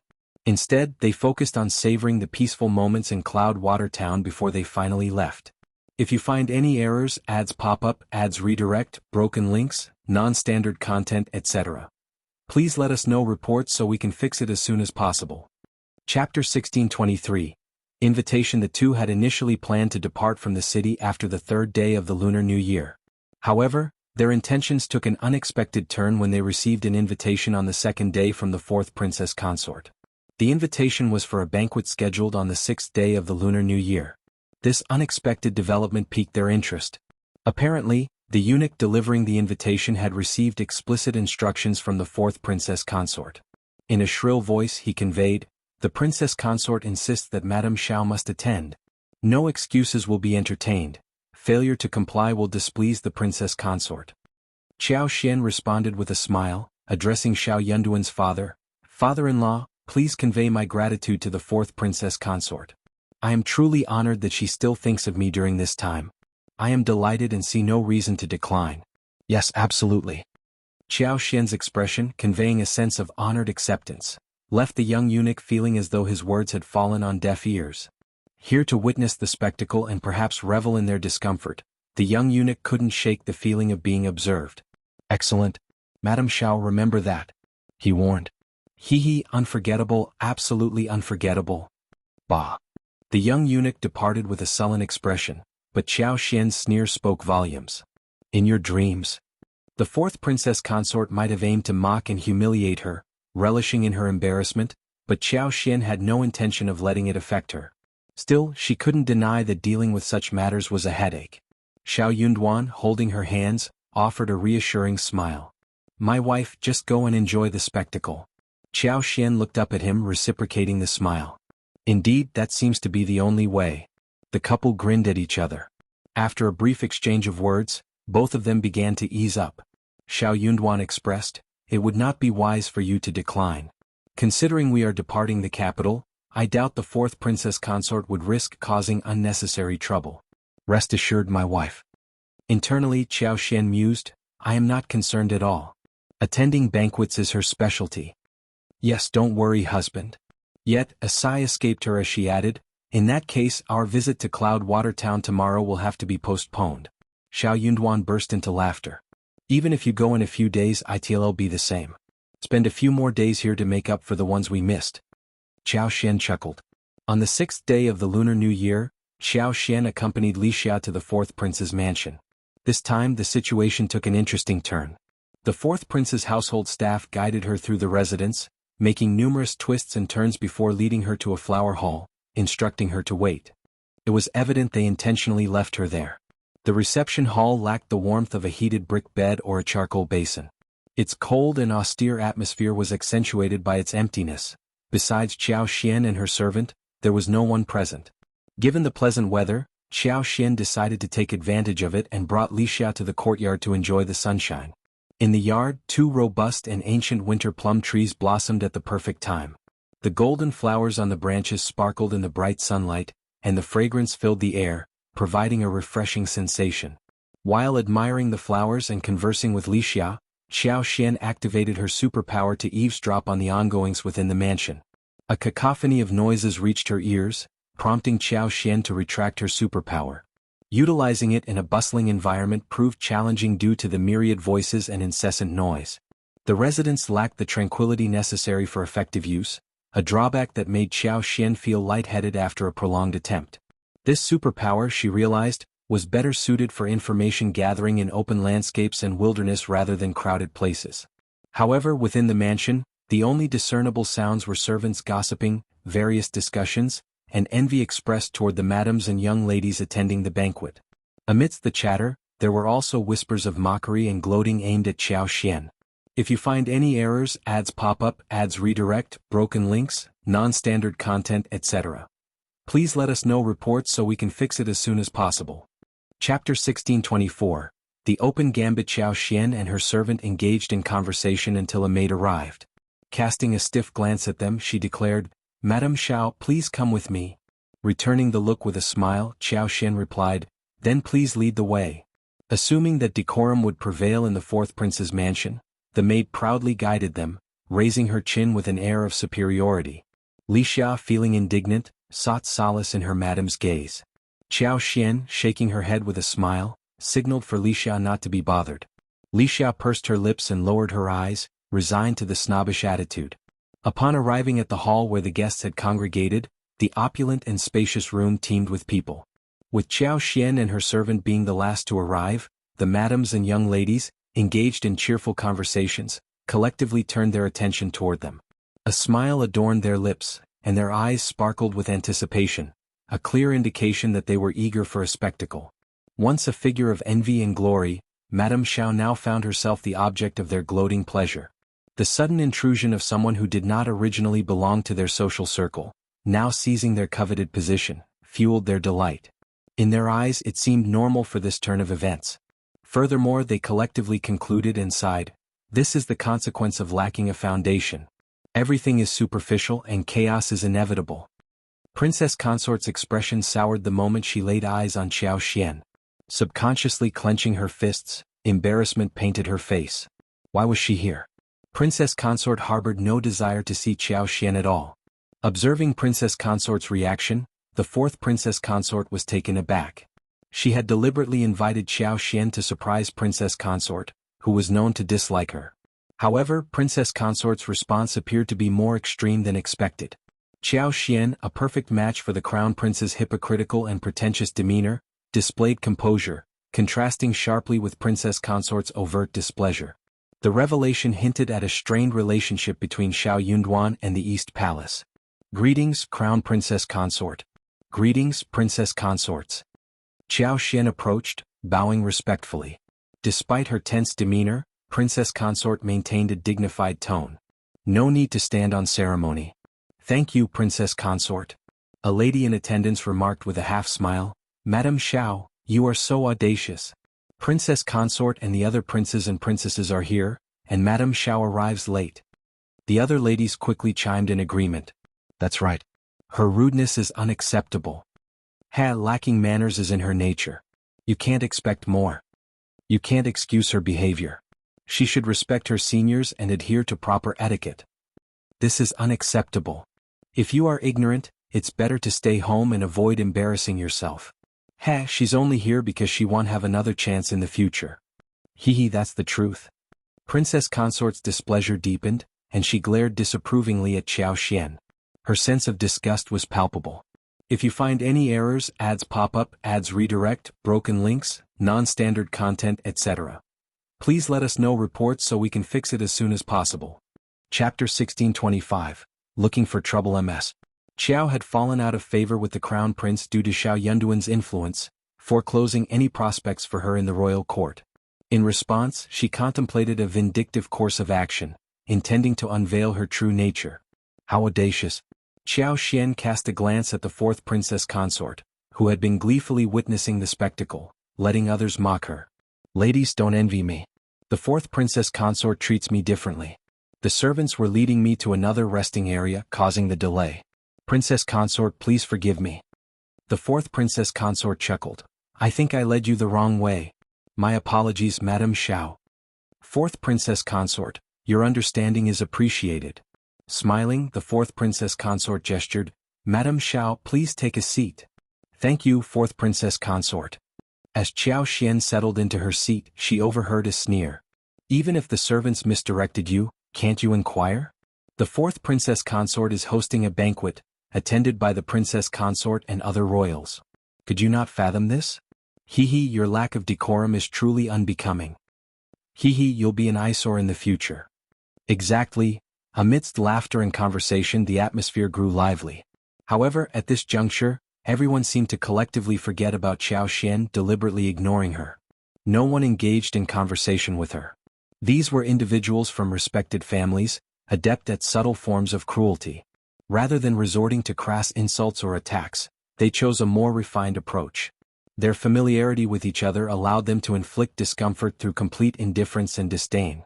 This mental humiliation and subtle torment, though devoid of physical harm, proved potent enough to make one wish to disappear into the ground. Despite Qiao Xian's strong mental fortitude, impatience began to gnaw at her. Stuck in the situation, leaving early wasn't an option, forcing her to endure the discomfort. After some time, the fourth princess consort announced with a smile that the theater was prepared, leading the guests to enjoy the show. Praises for the well-organized spectacle flowed, fostering a sense of anticipation. The fourth princess consort basked in the satisfaction of her guests. Qiao Xian followed the group with Li Xia. While she wasn't particularly fond of watching the show, it was preferable to enduring the incessant chatter. As they moved, someone in the crowd shoved Li Xia from behind. Caught off guard, Li Xia let out a scream as she collided with a young lady in front of her. The young lady, initially engaged in light banter, nearly stumbled and screamed in shock. Recovering, she turned around to find, I'm sorry. Li Xia apologized earnestly. Before she could elaborate, the young lady raised her eyebrows and slapped Lixia's face, unleashing an angry tirade, You unruly wretch! What has your master taught you? The commotion drew the attention of everyone present. Covering her face, Li Xia defended herself. It was unintentional. How dare you? How dare you be so defiant? Qiao Xian took hold of Li Xia and noticed her face reddening. Gently patting her hand, she addressed the enraged lady, Li Xia inadvertently offended you, and you have scolded and struck her. What more do you seek? Being framed, Li Xia knew explaining herself would be futile. Accusations would only escalate, and she opted not to waste her efforts. Hearing Qiao Xian's words, the lady glared, sneering, What's this? Madame Shao, are you implying dissatisfaction? Like mistress, like servant, haha. If you find any errors, ads pop up, ads redirect, broken links, non-standard content, etc. Please let us know reports so we can fix it as soon as possible. Chapter 1626. Ridicule. Qiao Xian retorted, Madame Tian, you're correct, I am not convinced. She is my servant, and you have no authority over her. Madame Tian, you're well versed in rules and etiquette, so I must inquire, whose rules are these? Are they yours? You. As the onlookers had anticipated Qiao Xian and her servant facing retribution at the hands of Madame Tian, Qiao Xian, with just a few words, effectively countered the second young Madame Tian. The audience, who had initially doubted Qiao Xian's suitability among them, were now focused on discussions about rules and etiquette. Mocking Qiao Xian seemed to elevate their sense of superiority. Though Qiao Xian directed her words at Madame Tian, some other ladies couldn't help but feel a twinge of annoyance and embarrassment. Recognizing the potential for an escalating confrontation, one individual stepped forward and pulled the second young madam of the Tian family aside, attempting to mediate. Let it go, let it go. The girl acted impulsively. It's all right to teach her a lesson. No need to be so upset. Exactly. Escalating the situation won't help. Why let it go that far? Let's not engage in further argument. To be fair, Madame Shao might have been a bit harsh. The actions and words of the young Madame Tian were likely reflexive. Madame Shao shouldn't have criticized her so vehemently. That's right. Who wouldn't react strongly when startled? If it were Madame Shao, the response might have been even more intense. Madame Shao is known for her sharp tongue. This is quite evident. It's clear your servant made a mistake. Instead of offering an apology, you seem to be shifting blame onto others. Shouldn't Madame Shao be the one apologizing? Sigh, she won't care about that. Hee hee. Li Xiao was both angry and anxious, tears welling up as she looked at Qiao Xian with concern. Madame was defending her, which warmed her heart. However, she hadn't expected the situation to unfold like this. The matter clearly had nothing to do with Madame. She had been targeted in a scheme. Yet these people were distorting the truth and acting self-righteous. If Li Xiao didn't know her master's character so well, she would rather apologize herself than witness her madam endure such injustices. Qiao Xian, however, wasn't about to let Li Xiao shoulder the blame. She sneered, I'm not as adept at playing the blame game as many people here. I don't know if you're scared or not, but let me ask you this. If you accidentally kill someone out of shock, does that mean the authorities will excuse you? Is that not considered murder? A person who refuses to take responsibility for their actions, instead finding excuses left and right. Even when in the wrong, they still try to justify it. I don't understand how someone can have the audacity to speak of rules and etiquette. Or perhaps you're relying on the strength of your numbers. Declaring rules and etiquette while tarnishing the very essence of those words. No matter how wrong my servant may be, I will be the one to reprimand them. But hitting and scolding without explanation is shameless. Correcting my servant's mistake and dealing with those who meddle without permission are entirely separate matters. Don't conflate them. All of you make it sound so animated. Let me pose a question. If your servant makes a mistake, should others be allowed to casually and indifferently reprimand them? The ladies seethed with anger, yet fear of Qiao Xian's sharp tongue silenced them. They dared not utter a word, lest they face further humiliation. If you find any errors, ads pop up, ads redirect, broken links, non-standard content, etc. Please let us know reports so we can fix it as soon as possible. Chapter 1627. Revenge. The second young Madame Tian had been enjoying the support from those defending her, feeling a sense of pride. However, Qiao Xian's cutting remarks infuriated her to the point of outburst. Who do you think you are? If you can't teach me, I'll be the one teaching you, given how highly you think of yourself. You're becoming increasingly audacious. Qiao Xian looked at her and remarked, Second young Madame Tian, your manners and etiquette are truly admirable. I'm truly impressed. You. Forget it, forget it. Someone quickly intervened, pulling second young Madame Tian aside and offering soft advice. Why stoop to the level of someone like her? Let it go, you're magnanimous. Don't say too much. Just then, Princess Consort and Fourth Princess Consort sent someone to inquire about the situation. Attempting to downplay the matter, everyone put on smiles, eager to avoid further complications. Most importantly, they were well aware that they were in the wrong. Being unreasonable was one thing, but challenging Qiao Xian was another matter entirely. They knew they couldn't win. The embarrassment was palpable. While they suspected the Fourth Princess Consort might take pleasure in seeing Qiao Xian face adversity, they hadn't wronged her before and felt too awkward to voice their opinions. The person seeking information wisely chose not to delve into the matter. It was the first month of the lunar calendar, a time for harmony and auspicious celebrations. Stirring up trouble was ill-advised. Consequently, the group proceeded ahead, deliberately ignoring Qiao Xian this time. They quickened their pace and maintained a distance from her and Li Xia. Li Xia, seething with anger, whispered to Qiao Xian, "Madam, these people are intolerable. Despite their claims of having manners, is this how they treat others?" Qiao Xian smiled and shared with Li Xia, "They treat people differently from us. We value treating people well, but they prioritize wielding power." Li Xia was taken aback, covering her mouth as she chuckled. Qiao Xian joined in the laughter. The silly girl had a generous heart, and that pleased Qiao Xian. "Is your face okay?" Li Xia shook her head hastily. "I'm fine. It's my fault for involving you. Don't be silly. It's not about you. What happens to me has nothing to do with you. Don't be upset. These people will face consequences." Li Xia nodded, finding solace in Madame's reassurance. Little did she know that retribution would come sooner than expected. With the theater arranged, everyone took their seats. The prince's concubines engaged in lively conversations, choosing scenes for themselves. The madams of higher status also selected scenes. The troupe promptly began performing according to the script. Qiao Xian cast a glance at the trees in the yard outside the opera house, a cunning smile flickering across her eyes. Having developed and evolved persistently, she could now control plants to a certain extent without direct contact. Although the range of this control was smaller without direct touch, it proved convenient. While an outdoor setting would yield a better effect, the indoor theater was sufficient for Qiao Xian's purposes. Engrossed in the unfolding performance on stage, everyone's attention was captivated.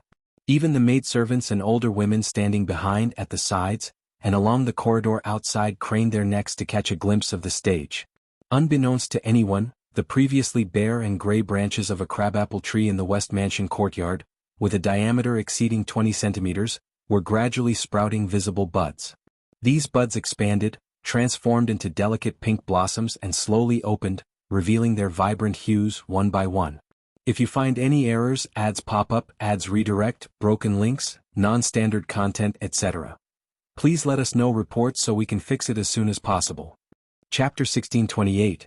Blossom. The entire transformation took less than 3 minutes. The once gray and barren crabapple tree now burst into a profusion of flowers. Pink blossoms densely adorned the branches, creating a breathtaking spectacle. The trees were now adorned with flowers, creating a vision of clouds. From a distance, it resembled a pink cloud gently swaying in the breeze under the bright sunlight, a truly beautiful sight. Once everything was accomplished, Qiao Xian retracted her power. Shortly after, exclamations filled the air. "Ah, it's blooming. Look, it's blooming." "What? Can you believe it? The crabapple tree, it's blooming." "Ah. Heavens, am I hallucinating? It was completely bare just a moment ago. I didn't imagine it. How is this possible? It's so peculiar." Heavenly Bodhisattva. The maidservants on the corridor were utterly astonished, their worldviews on the verge of shattering. Witnessing what seemed like a miracle, they couldn't contain their excitement, engaging in non-stop discussions. Caught up in their astonishment, the maidservants momentarily forgot themselves. Their animated conversation quickly drew the attention of those inside the opera house. Frowning, they went out to scold the maidservants, stern expressions on their faces. The maidservants, eager to share their discovery, all talked at once, pointing excitedly at the splendid crabapple tree bathed in sunlight. Witnessing the transformation, the maids and other servants couldn't help but widen their eyes and exclaim, "Ah!" Some of the elder ones even doubted their eyesight due to age and hastily rubbed their eyes, peering closely to ensure they weren't seeing things. The esteemed Auntie Tang stammered, "When did these flowers bloom? Why wasn't it reported earlier?" All the maidservants burst into laughter. "You've got it wrong. The flowers just bloomed. We just noticed." "That can't be possible." "It's true, Auntie Tang. When the masters entered the opera house, there was nothing there. There's no reason for all of us to see and remember wrongly." "What?" Auntie Tang sought repeated confirmations. Eventually she sighed, exchanging bewildered glances with the others. While it might be conceivable for one person to misperceive, or even 2 or 3 to overlook something, it defied belief that a group of 20 to 30 people could collectively misjudge and misremember such a sight. Auntie Tang was about to head into the opera house to report to the 4th princess consort when a commotion reached her ears. It appeared that a lady inside had inadvertently turned her head toward the row window and spotted the pink and beautiful crabapple flowers. She cried out in surprise, capturing everyone's attention. The allure of this sight far surpassed the scenes unfolding on stage. Now all eyes were on the blossoms. The maidservants promptly hushed, retreating to the side obediently. However, their eyes sparkled with excitement. They had never witnessed or even heard of such an extraordinary phenomenon. Sharing this story with their companions, especially those in other residences, might be met with disbelief. Princess Consort, fourth Princess Consort, and the others approached, gazing up at the pink and plump flowers on the trees. Exclamations of awe escaped their lips. A lady broke into a smile, declaring, "This is a joyous occasion, a joyous occasion. It's a tremendous auspicious sign. It signifies that the fourth prince's residence is rich in vital energy and blessed by the heavens." All the madams and young ladies beamed, joining in the sentiment. Absolutely, the crabapple tree is a symbol of wealth, auspiciousness and prosperity. At this moment, while flowers elsewhere remain unopened, the fourth prince's residence is already in full bloom. Truly remarkable. If you find any errors, ads pop up, ads redirect, broken links, non-standard content, etc., please let us know reports so we can fix it as soon as possible.